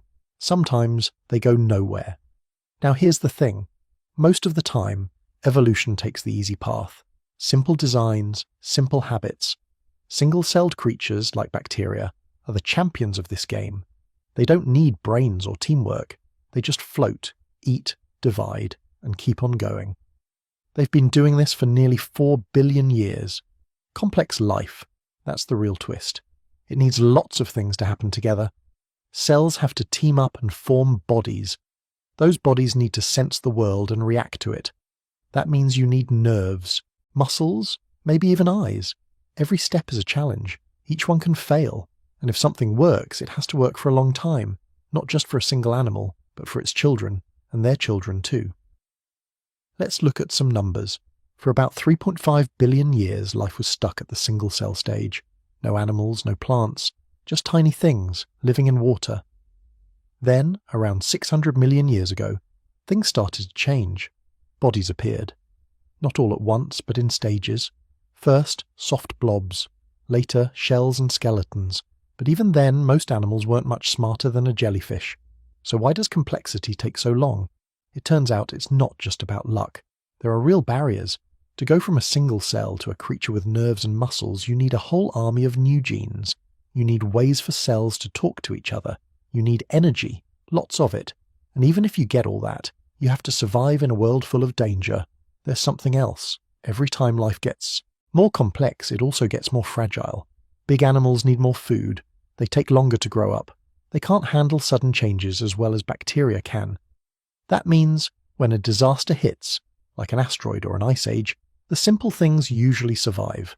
The complex ones often don't. Let's talk about brains. Brains are special. They're like a command center. But they're expensive. Not just in money, but in energy. Your brain uses about 20% of your daily calories, even when you're just sitting around. For most animals, brains don't pay off. If you're a worm, you don't need to solve puzzles. You just need to wiggle, eat, and hide. There's a pattern here. Brains only show up when they really help. If you're a predator hunting fast prey, a bigger brain can give you an edge.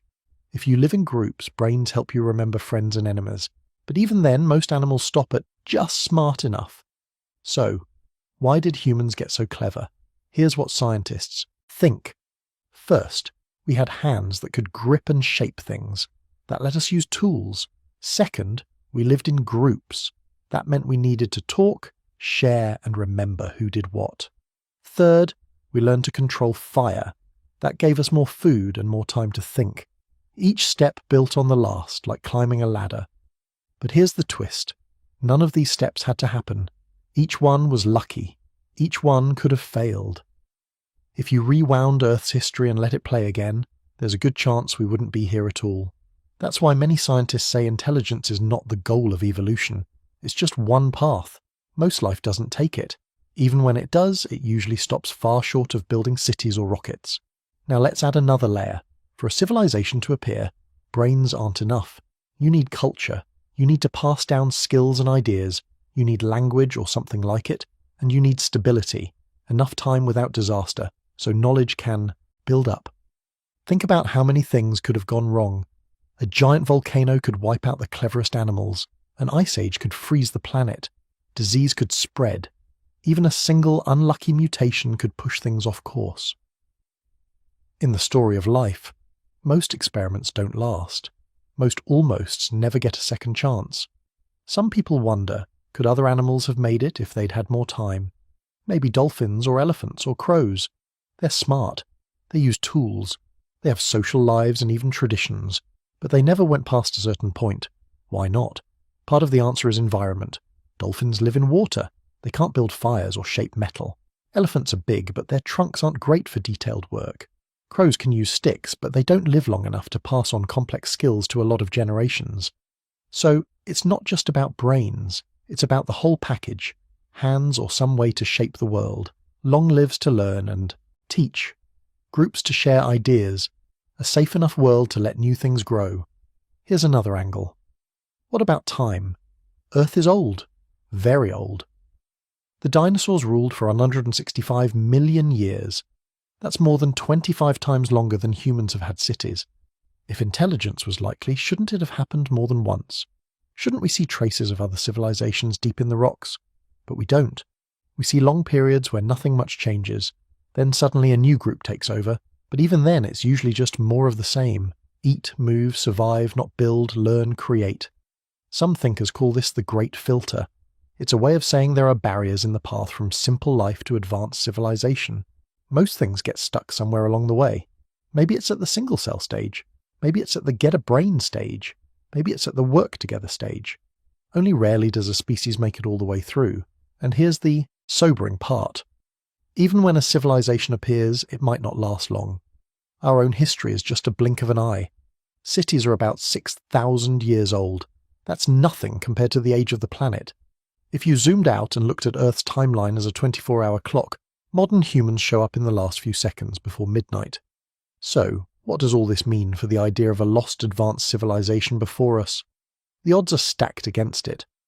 Not because it's impossible, but because so many things have to go right, and almost always they don't. Here's a thought experiment. Imagine you could roll the dice 1,000,000 times, each one representing a planet like Earth. Most of the time, you'd get bacteria. Sometimes you'd get plants and animals. Rarely you'd get something with a brain. Almost never you'd get a civilization. But let's say, just once some group made it far enough. Maybe they built cities, or even machines. If they lasted only a few thousand years, and then vanished, would we ever know? Maybe not. The planet recycles itself. Rocks get crushed. Mountains rise and fall. Oceans come and go. Traces disappear, especially after millions of years. That's why some people say, absence of evidence isn't evidence of absence. Just because we haven't found anything doesn't mean it never happened. But based on what we do know, how hard it is for intelligence to appear, how rare technology is, how fast traces vanish, most scientists think it's very unlikely. Still, the question is worth asking. It helps us see how special our moment is. It reminds us that life is not a straight line, but a wild, twisting path with no promises. Let's talk about something called convergent evolution. This is when different groups of animals evolve similar solutions to the same problem. Wings, for example, have evolved in birds, bats, and insects. Eyes have appeared in many different groups, so if big brains were really useful, wouldn't they have popped up more often? But they didn't. Most animals don't need them. Even the clever ones, like octopuses or parrots, stay at the smart animal level. They don't build or write or farm. There seems to be a wall that's hard to cross. Some people think, maybe we're missing something. Maybe there was a forgotten branch of life that got smart millions of years ago. Something totally different from us. Maybe their bodies were made of something that doesn't fossilize. Maybe their tools were made of wood or bone lost to time. It's fun to imagine. But the more we look, the more it seems like nature prefers simplicity. Most of the time, being clever just isn't worth it. Here's another theory. Maybe intelligence is a fluke, not a rule. Just a rare accident, not the end goal of evolution. If that's true, then our own existence is a lucky break. We're the winners of a cosmic lottery. Let's get a bit philosophical. Why do we even care about lost civilizations? Maybe it's because deep down we want to know we're not alone. We want to believe that what we've built isn't just a one-off, but part of something bigger. Maybe we hope that intelligence will keep appearing, over and over, given enough time. But the story so far says otherwise. For all the ages of life on Earth, we only have one example. Us. Not because the Earth didn't have time or space or opportunities, but because the steps are so hard, so unlikely, that almost nobody makes it. Let's look at another angle. Energy. To build a civilization, you need to control energy. Fire is the first big step. Without it, you can't cook, can't make tools, can't change the world. But fire is rare. Only a few animals ever learned to use it, and as far as we know, only humans mastered it.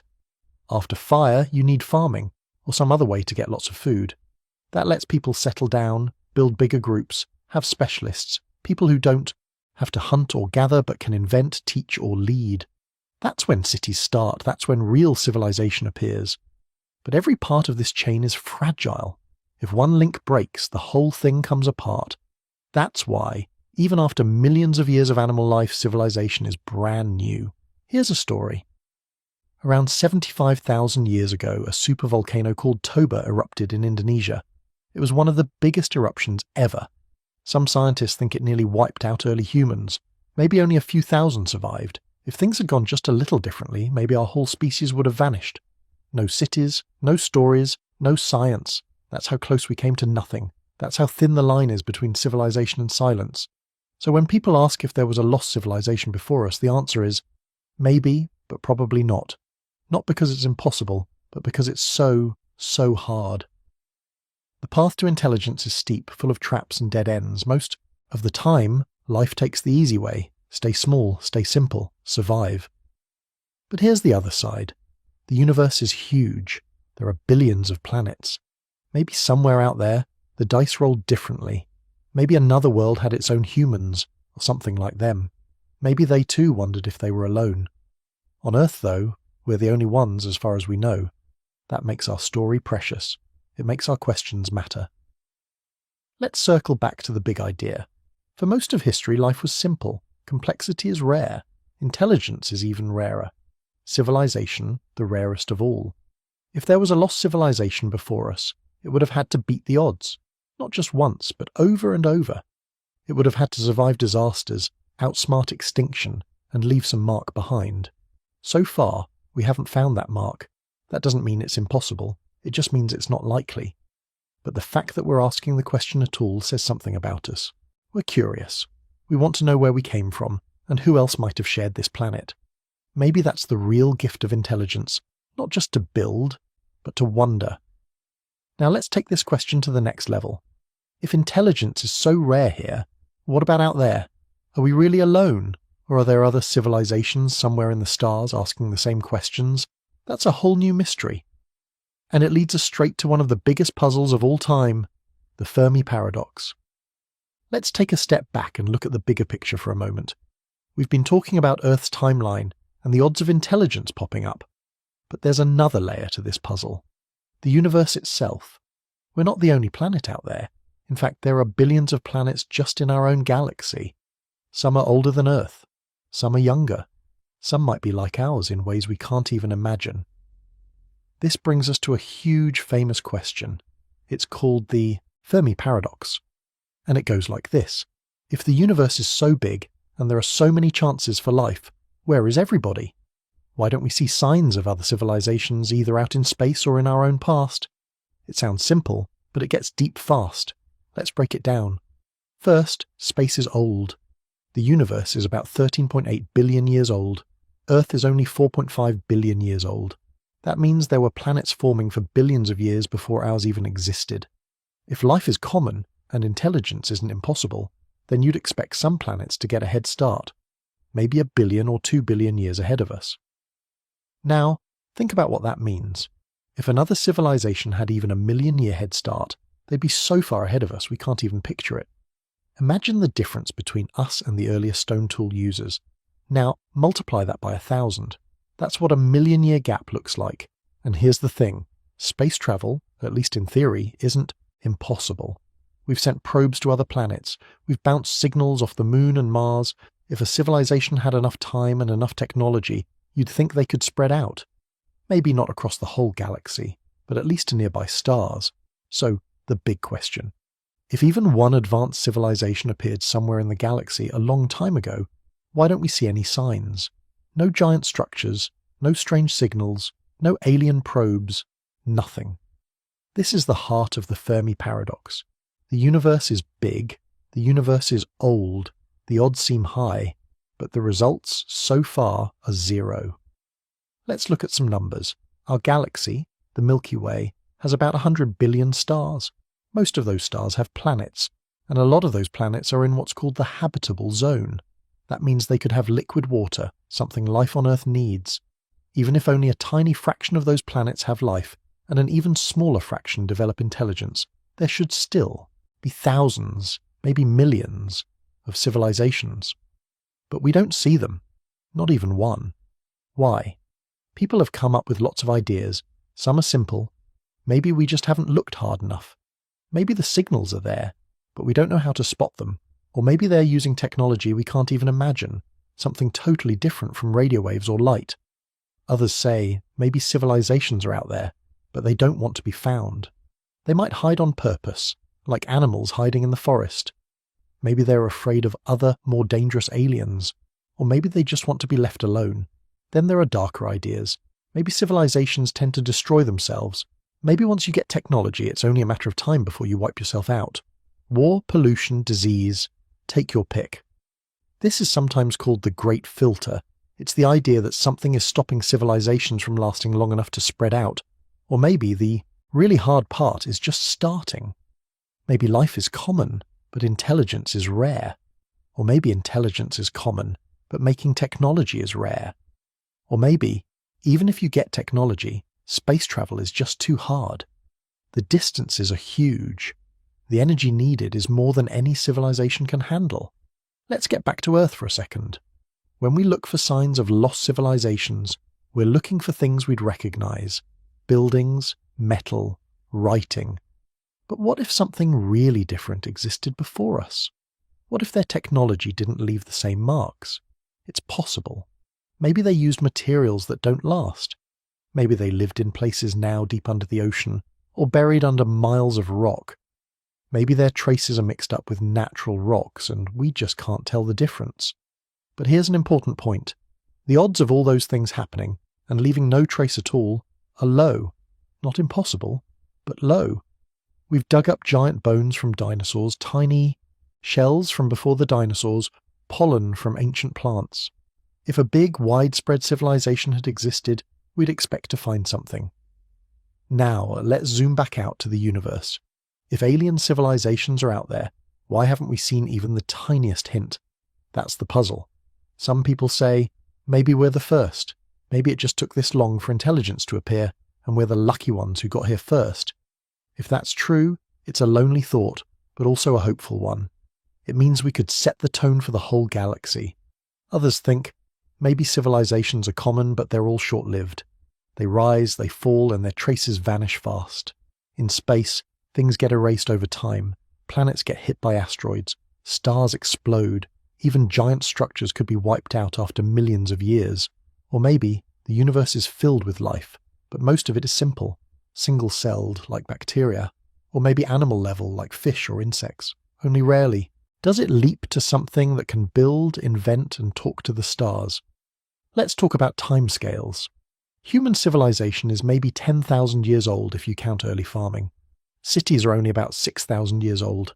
Our whole story is a blink compared to the age of the Earth, let alone the universe. If another civilization appeared 1,000,000 years ago and lasted just 5,000 years, the odds that their signals would cross paths with ours are tiny. It's like two people shouting in a giant stadium at different times, hoping to hear each other. Space is big. Time is long. Even if there were many civilizations, they could all be separated by huge distances or huge gaps in time. Another idea is the zoo hypothesis. It says maybe aliens know we're here, but they're watching silently. Like scientists watching animals in the wild, they don't want to disturb us. It sounds a bit like science fiction, but it's one way to explain the silence. Some people point out, maybe we're just too early. Maybe the universe is still young, and most civilizations haven't had time to appear yet. Stars will keep burning for billions of years.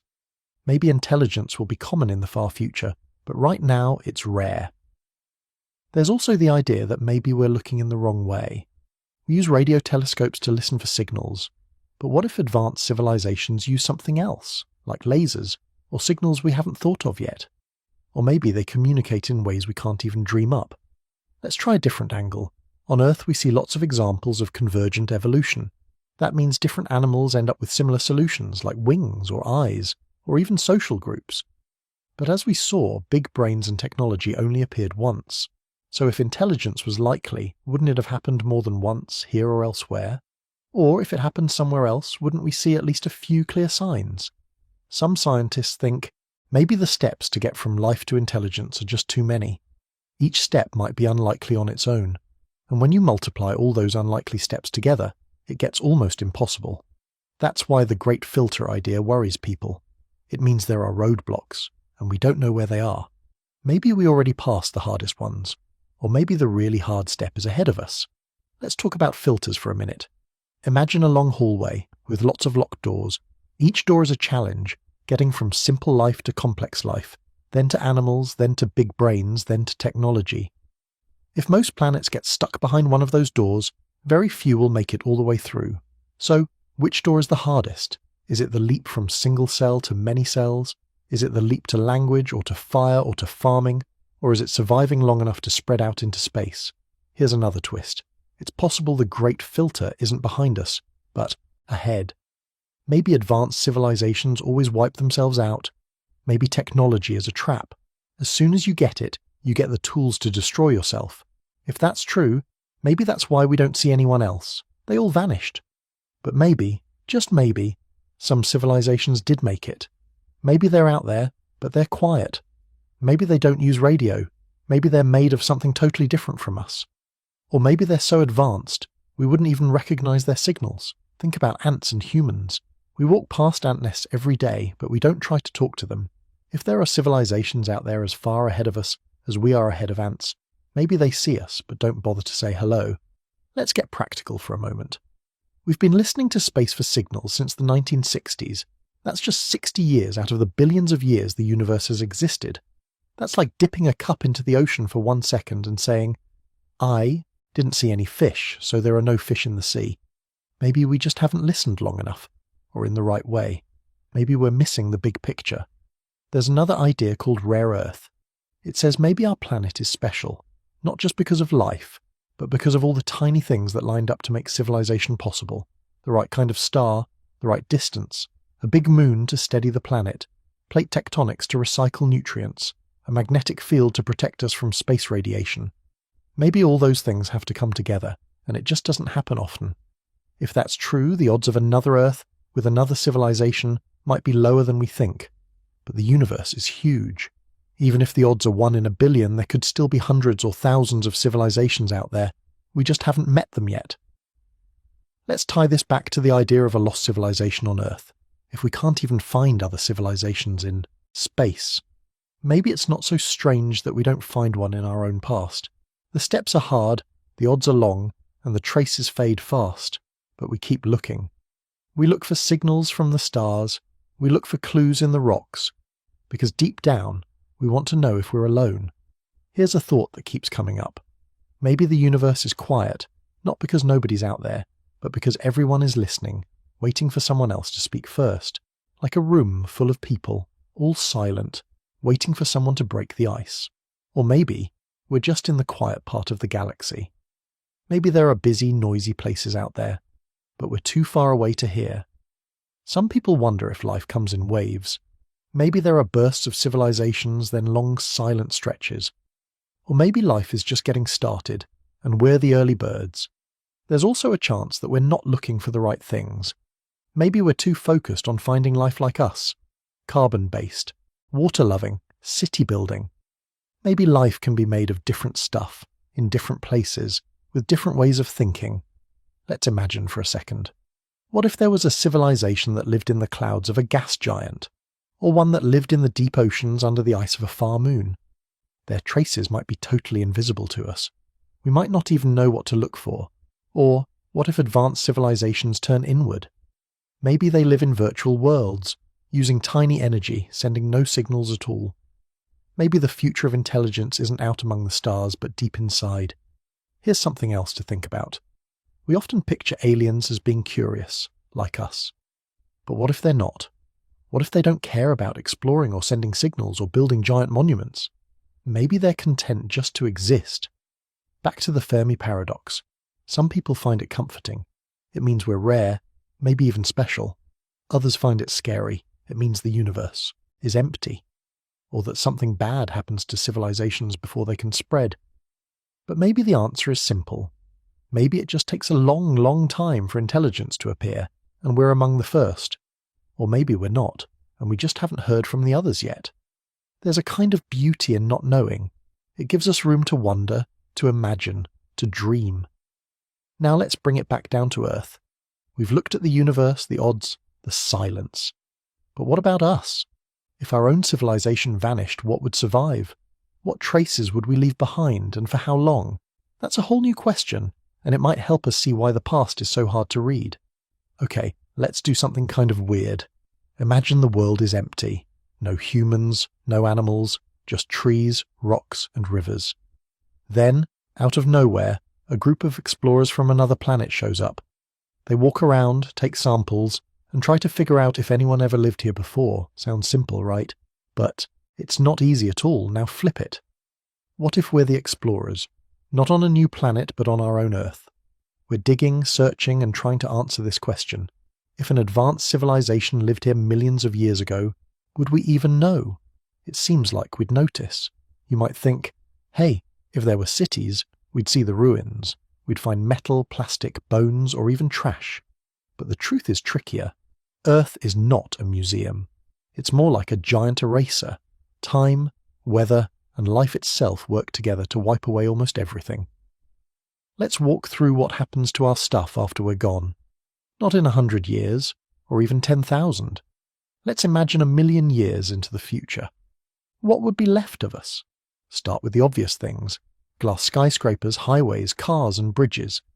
At first they'd stand tall, empty and silent. But rain, snow, and sun would wear them down fast. Plants would break through the cracks. Rust would eat away at metal beams. In 1,000 years, most buildings would collapse. In 10,000 years, forests would cover the ruins. In 100,000 years, almost nothing would be left above ground.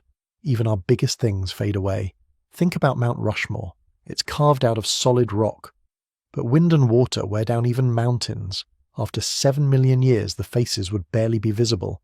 After 10 million years, maybe gone altogether. What about plastics and chemicals?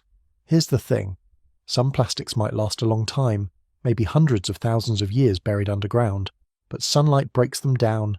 Bacteria and fungus slowly eat them. Even the toughest plastics eventually turn into tiny pieces, then vanish. Metal is even worse. Iron rusts. Aluminum and copper turn into powder. Gold and platinum can last longer, but they're rare. Most of our metal would disappear in a blink, geologically speaking. Now, think about fossils. Fossils are rare. For every 1,000,000 animals that live, maybe one gets fossilized. The rest rot, burn, or get eaten. The odds that a city or a whole civilization would leave fossils are tiny. Archaeologists have found ancient tools and bones because they were buried in just the right spot. Dry caves, deep mud, or volcanic ash can sometimes freeze things in time. But most artifacts never get that lucky. So if all our cities vanished, and only a few pieces got buried deep, future explorers might miss us completely. They could dig for years and never find a single trace. Now let's zoom out and think bigger. What about clues in the rocks? Could a whole civilization change the planet in a way that lasts for millions of years? It turns out, yes. But the evidence is subtle. For example, take the plastic layer. In some places, plastic has started mixing with sand and rock. Geologists call this plastiglomerate. If you were to dig in the distant future, you might find a strange layer full of melted plastic chunks. That's a weird, unnatural sign, something that doesn't belong in normal rocks. Or think about nuclear tests. Since the 1940s, humans have set off hundreds of nuclear bombs. These left behind special chemicals and radioactive isotopes. Some of them, like plutonium-244, have a half-life of 80 million years. That means, even after everything else disappears, there might be a thin line in the rocks that says, someone was here. There's also a spike in certain metals, like lead, mercury, and rare earth elements. Our factories and cars put these into the air and water. Over time, they settle into mud and soil. If you drill deep enough, you might see a sudden jump in these metals, right at the time humans appeared. But here's the tricky part. Nature makes weird things too. Volcanoes, meteor strikes, and big fires can leave similar marks. If you found a strange layer in the rocks, it might not mean civilization. It could mean a giant volcano exploded, or a meteor crashed into Earth, so the signs are there. But they're easy to miss, and easy to mix up with natural events. Let's look at real examples. There's something called the Paleocene-Eocene thermal maximum. It happened about 56 million years ago. The planet suddenly got much hotter. In the rocks you see a spike in carbon, a change in minerals, and even extinctions. Some scientists call it a carbon spike. It looks a bit like what we're doing now with climate change. Now imagine you're an alien scientist. You show up millions of years after that event. You find a layer with weird carbon, dead animals, and changed minerals. Would you think a civilization did this? Or would you say, nature had a bad day? That's the problem. The signs of civilization and the signs of disaster can look almost the same. Let's talk about another test, industrial fingerprints. This means the tiny traces we leave behind when we make stuff. For example, synthetic chemicals like PCBs, plastics, and pesticides. These don't exist in nature. If you find them in rocks, it's a sure sign someone was making things. But these chemicals break down over time. They might last 1 million years if buried deep, but not forever. Now think about energy. Humans burn fossil fuels, coal, oil, and gas. This leaves a clear mark. The amount of carbon in the air changes. Plants and animals die off. Oxygen levels fall. In the rocks, you get a dark band full of dead stuff and odd chemicals. This is called a black shale. There are black shales from over 200 million years ago. Did they come from ancient civilizations burning oil? Almost nobody thinks so, but the rocks themselves can't tell us for sure.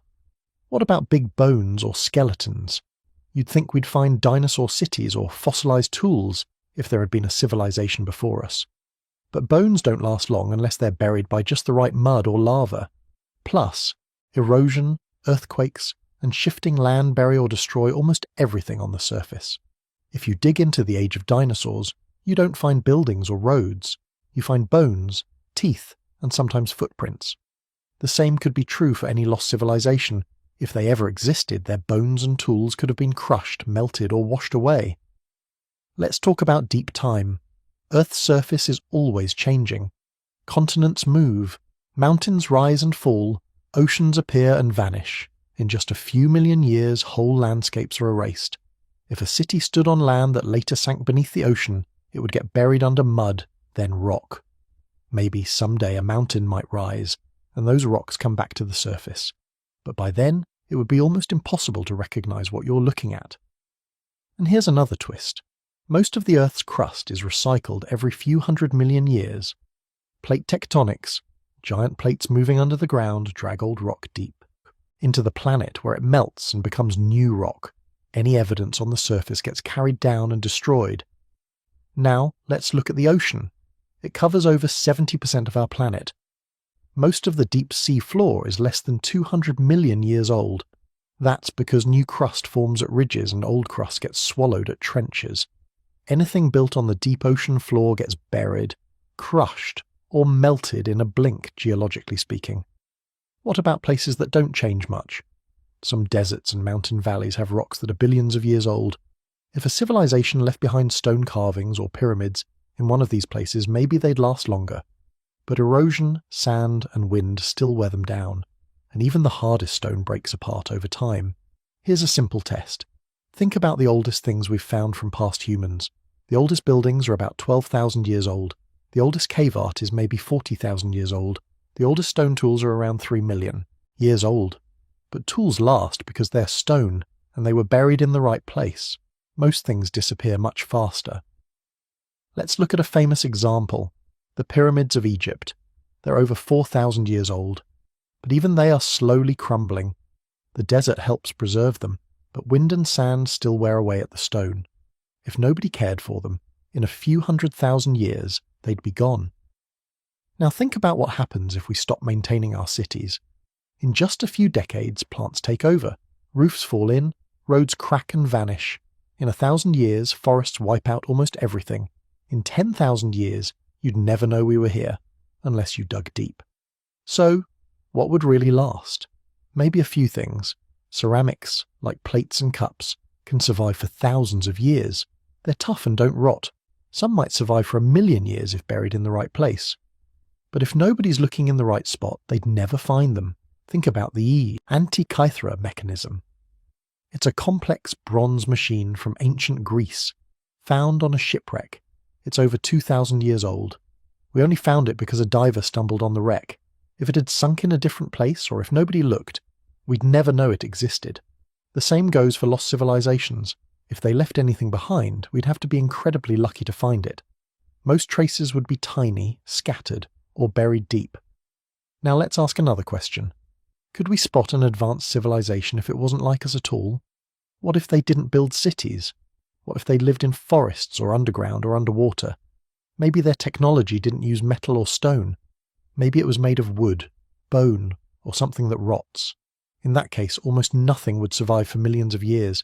Maybe a few weird chemicals or odd shapes in the rocks, but not much else.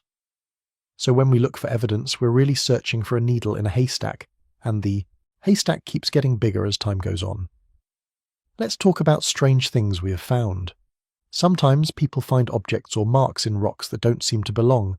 They're called out-of-place artifacts. Some are hoaxes, like fake coins or carved stones. Others are mistakes, natural rocks that just look odd. Rarely, something real turns up, like a fossilized bone with cut marks, or a tool buried deep underground. But so far, nothing has shown clear proof of a lost advanced civilization before humans. No ancient engines, no alien writing, no buried cities millions of years old. Still, scientists keep looking. They drill deep into the earth. They study rocks from the ocean floor. They check for strange chemicals, odd metals, and unusual patterns. Some researchers even study ice cores from Antarctica and Greenland. These are giant cylinders of ice, drilled from deep under the surface. They can show changes in the air, dust, and chemicals going back almost 1,000,000 years. If something weird happened, a big spike in pollution, or a sudden burst of heat, it would show up in the ice. So far, the only big changes match up with things we already know about: volcanoes, meteor impacts, and climate shifts. No sign of lost cities or ancient machines. Let's talk about another angle, the Silurian hypothesis. That's a fun name for a simple idea. It asks, could we spot a civilization that lived hundreds of millions of years ago? The name comes from a science fiction story about lizard people in the Silurian period. A few scientists tried to answer this for real. They looked at what would last the longest: chemicals, metals, and weird patterns in the rocks. Their answer? Maybe. But only if the civilization was big enough to change the whole planet. For example, if they burned a lot of coal or oil, you'd see a spike in carbon. If they made weird chemicals, you might find them in the rocks. If they dug up lots of metals, you might see a sudden jump in those elements. But even then, nature could wipe away most of the evidence. Over millions of years, rocks get buried, melted, and recycled. Oceans rise and fall, mountains crumble. Now, let's flip it again. Imagine, millions of years from now, another species digs into Earth looking for us. What would they find? A thin layer of weird chemicals, maybe a few strange metals, some fossils of rats, cows, and chickens, since we raised billions of them. Maybe a few scattered plastic bits melted into rock, they'd have to guess what those things meant. Did a giant fire burn the planet? Did a volcano explode? Or was there a civilization here? That's the heart of the mystery. Even with all our science, we can't be sure what the signs mean. Let's talk about another kind of evidence, mass extinctions. Every so often, lots of species vanish all at once. The most famous is when the dinosaurs died out 66 million years ago. A giant asteroid hit Earth. Fires, darkness, and cold wiped out most life. But there are other extinction events. Some are linked to volcanoes, others to climate change. In the rocks, you see a sudden loss of fossils, a change in the soil, and odd chemicals. If you didn't know about the asteroid, you might wonder, was there a civilization here? Did something else cause this? That's the problem. The signs of disaster and civilization can look the same. So what would count as real proof? Maybe a fossilized machine, or writing carved into ancient stone, or a city buried deep in rock. But these things are incredibly rare. In all our digging and searching, we haven't found anything like that from before humans. Instead, we find the same things: bones, shells, and rocks shaped by nature. Still, the search goes on. Scientists keep looking for clues. Every year they find something new, a new fossil, a new cave painting, a new tool. But so far, nothing points to a lost high-tech civilization before us. Now, let's look at why some people believe in lost civilizations anyway. Sometimes it's because of gaps in our knowledge. There are still mysteries, lost cities, unexplained ruins, weird carvings. But most of these turn out to be from humans, just older than we thought. Other times, it's because of legends and stories. Every culture has tales of lost worlds. Atlantis, Lemuria, Mu. These are fun to think about, but there's no hard evidence for them. Sometimes people point to ancient maps or old stories about floods and disasters, but when scientists check, the dates don't line up. The rocks and fossils tell a different story. There's also a human reason. We like to imagine we're not the first.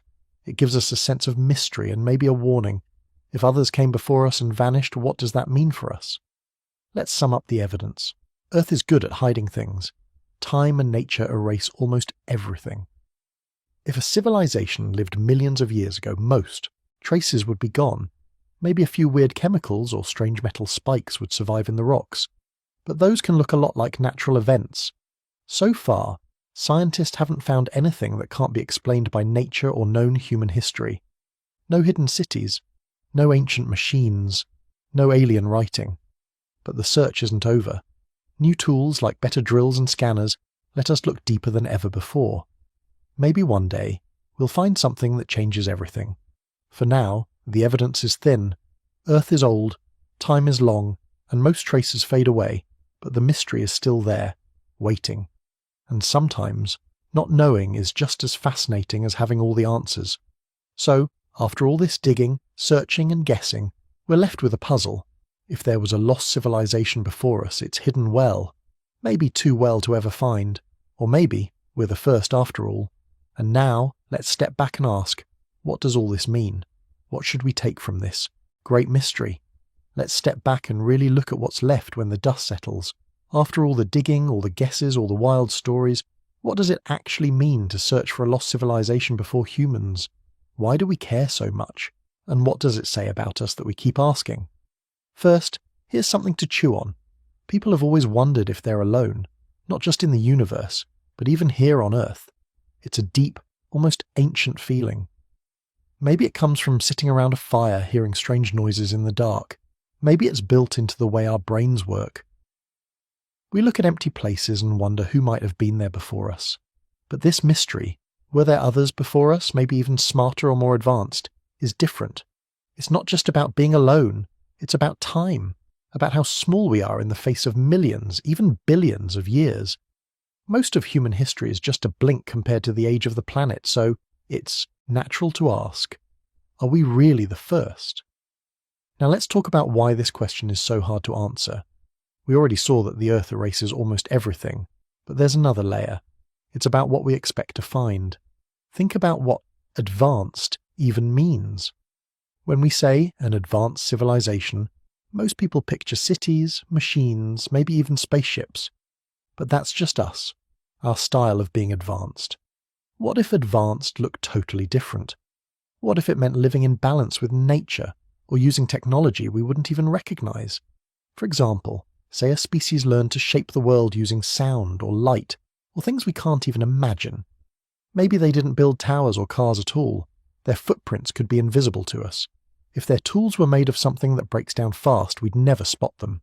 Maybe they even left Earth on purpose, cleaning up after themselves as they went.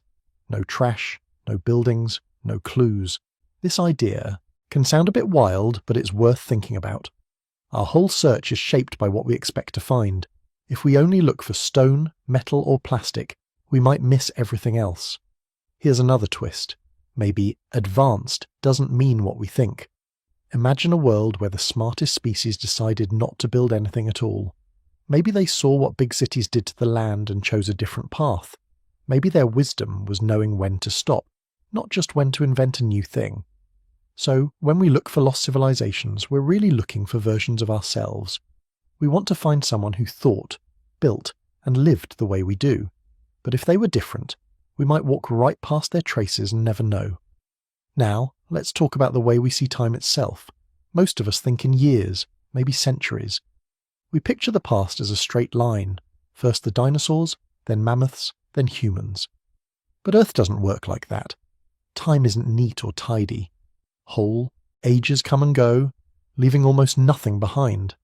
This is what makes the idea of deep time so strange. Imagine an old city like Rome. It's got layers, old bricks, new buildings, streets built on top of older streets. Now, zoom out.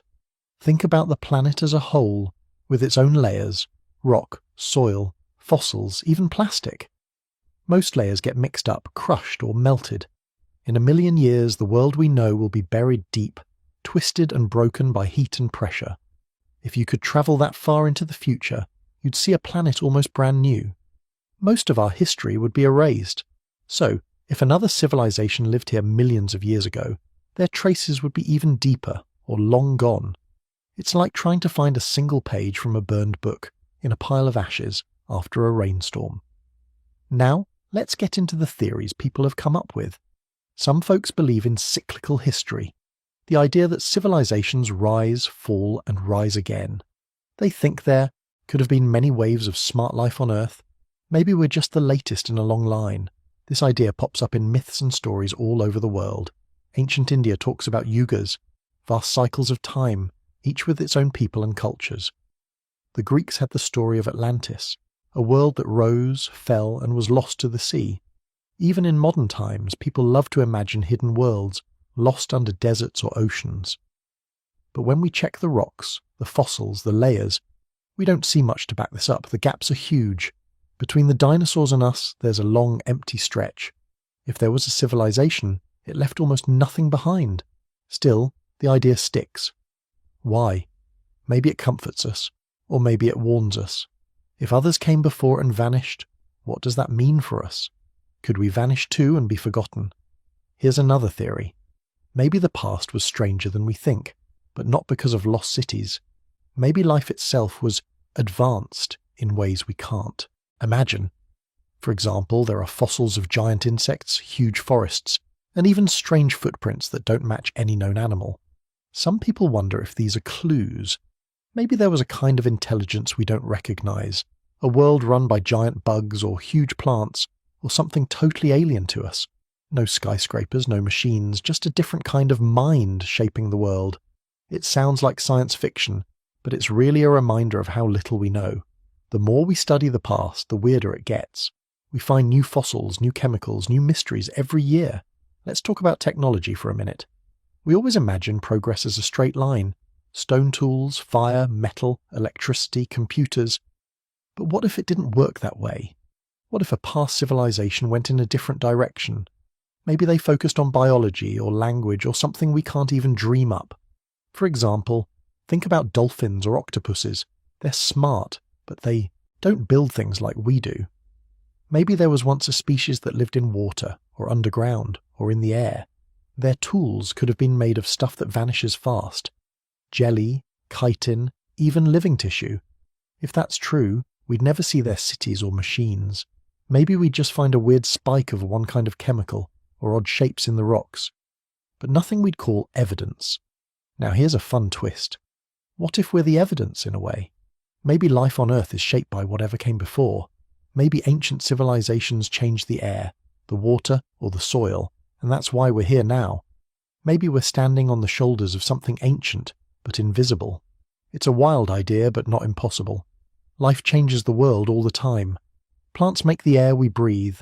Tiny creatures in the ocean shape the rocks on the seafloor. Maybe, just maybe, the past is hidden inside us, not just in rocks and ruins. Let's look at how we search for lost civilizations. Most of our tools are built to find things like bones, stone tools, or metals. But what if that's not enough? Maybe we need to look for patterns, strange changes in chemicals, odd shapes in DNA, or weird marks in the rocks. Some scientists are starting to do this. They run computer models to see what kind of traces a civilization would leave, even if it disappeared millions of years ago. They look for signals instead of objects, things that don't fit the normal pattern.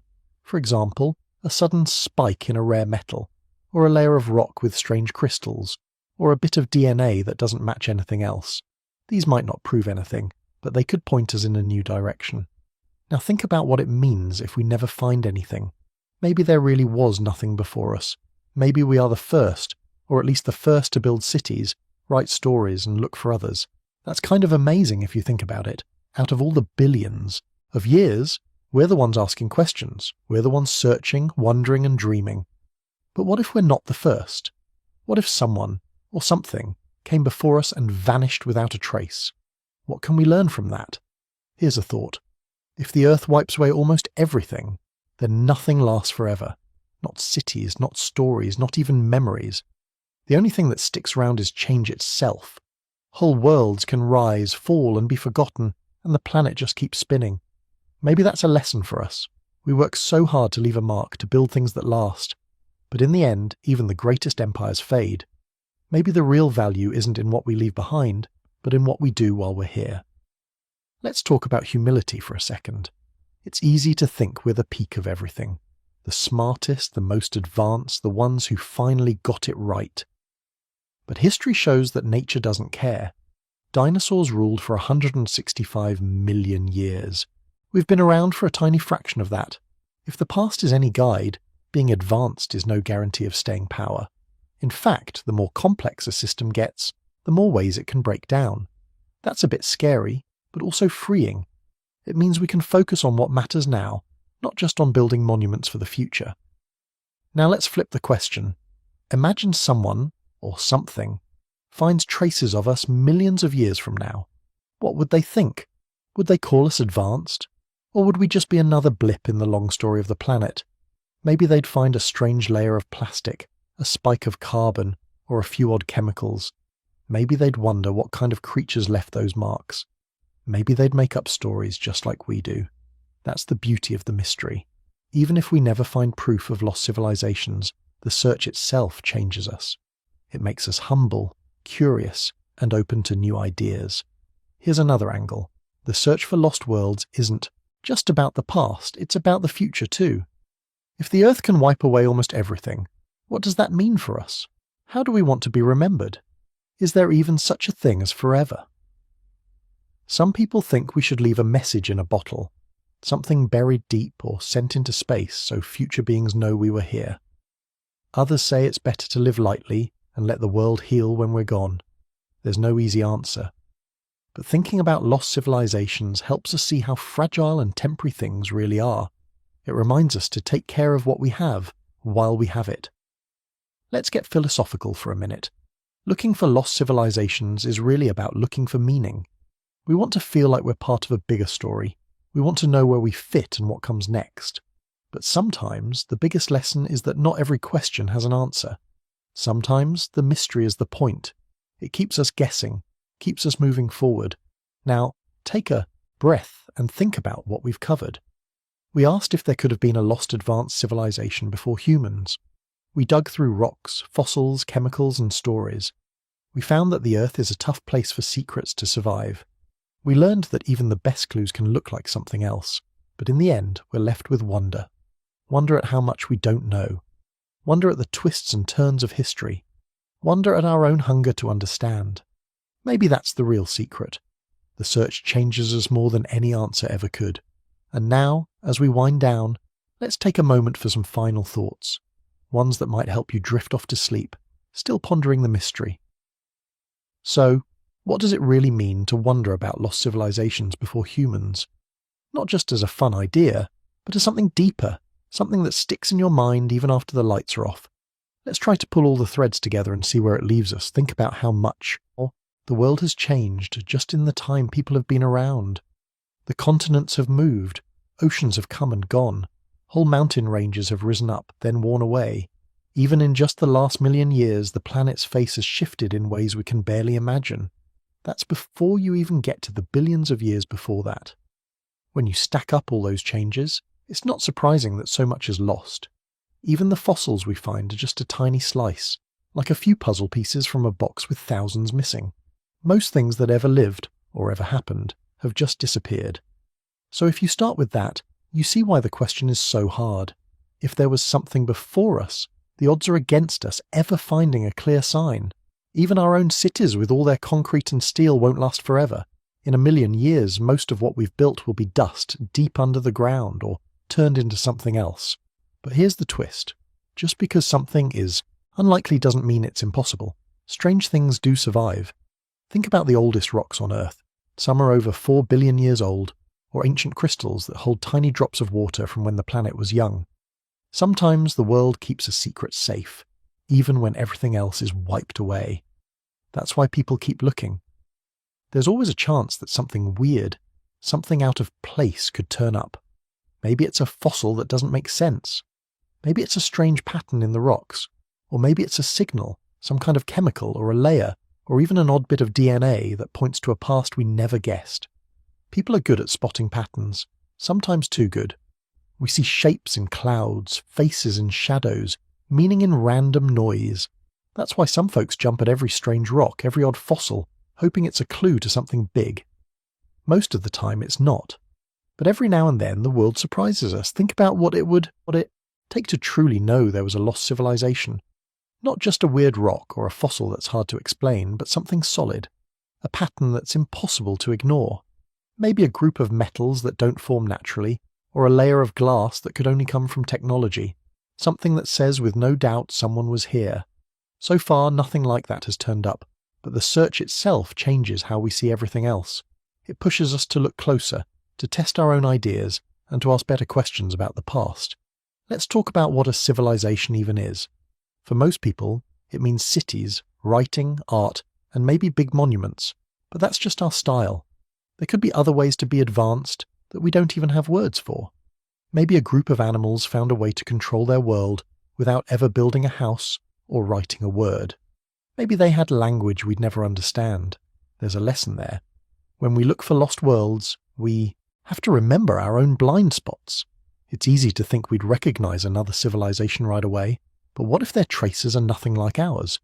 What if their whole way of life left no marks that we'd call evidence? That's not just true for the distant past. It's true when we look at other planets too. Right now, scientists are searching for signs of life on Mars or under the ice of Jupiter's moons. But what if life out there doesn't work the way we expect?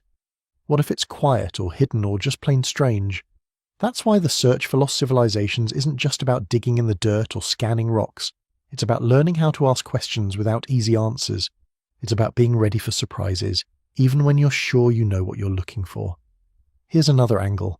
Even if we never find proof of a lost civilization, the idea still matters. It's a reminder that the world is old and that we're just one part of a much bigger story. It keeps us humble. It teaches us not to take our place for granted. Sometimes thinking about these questions can make you feel small. The Earth has spun for billions of years. Whole ages have come and gone. Dinosaurs ruled for longer than we can imagine, then vanished almost overnight. Before them, there were other rulers. Strange fish, giant insects, forests that stretched across the world. Each time the world changed and something new took over. Now it's us. But for how long? That's a question nobody can answer. Maybe that's the real power of this mystery. It reminds us that nothing is forever, not even us. And that's not a scary thought. Not really. It's just a fact. It means that what matters most is what we do while we're here.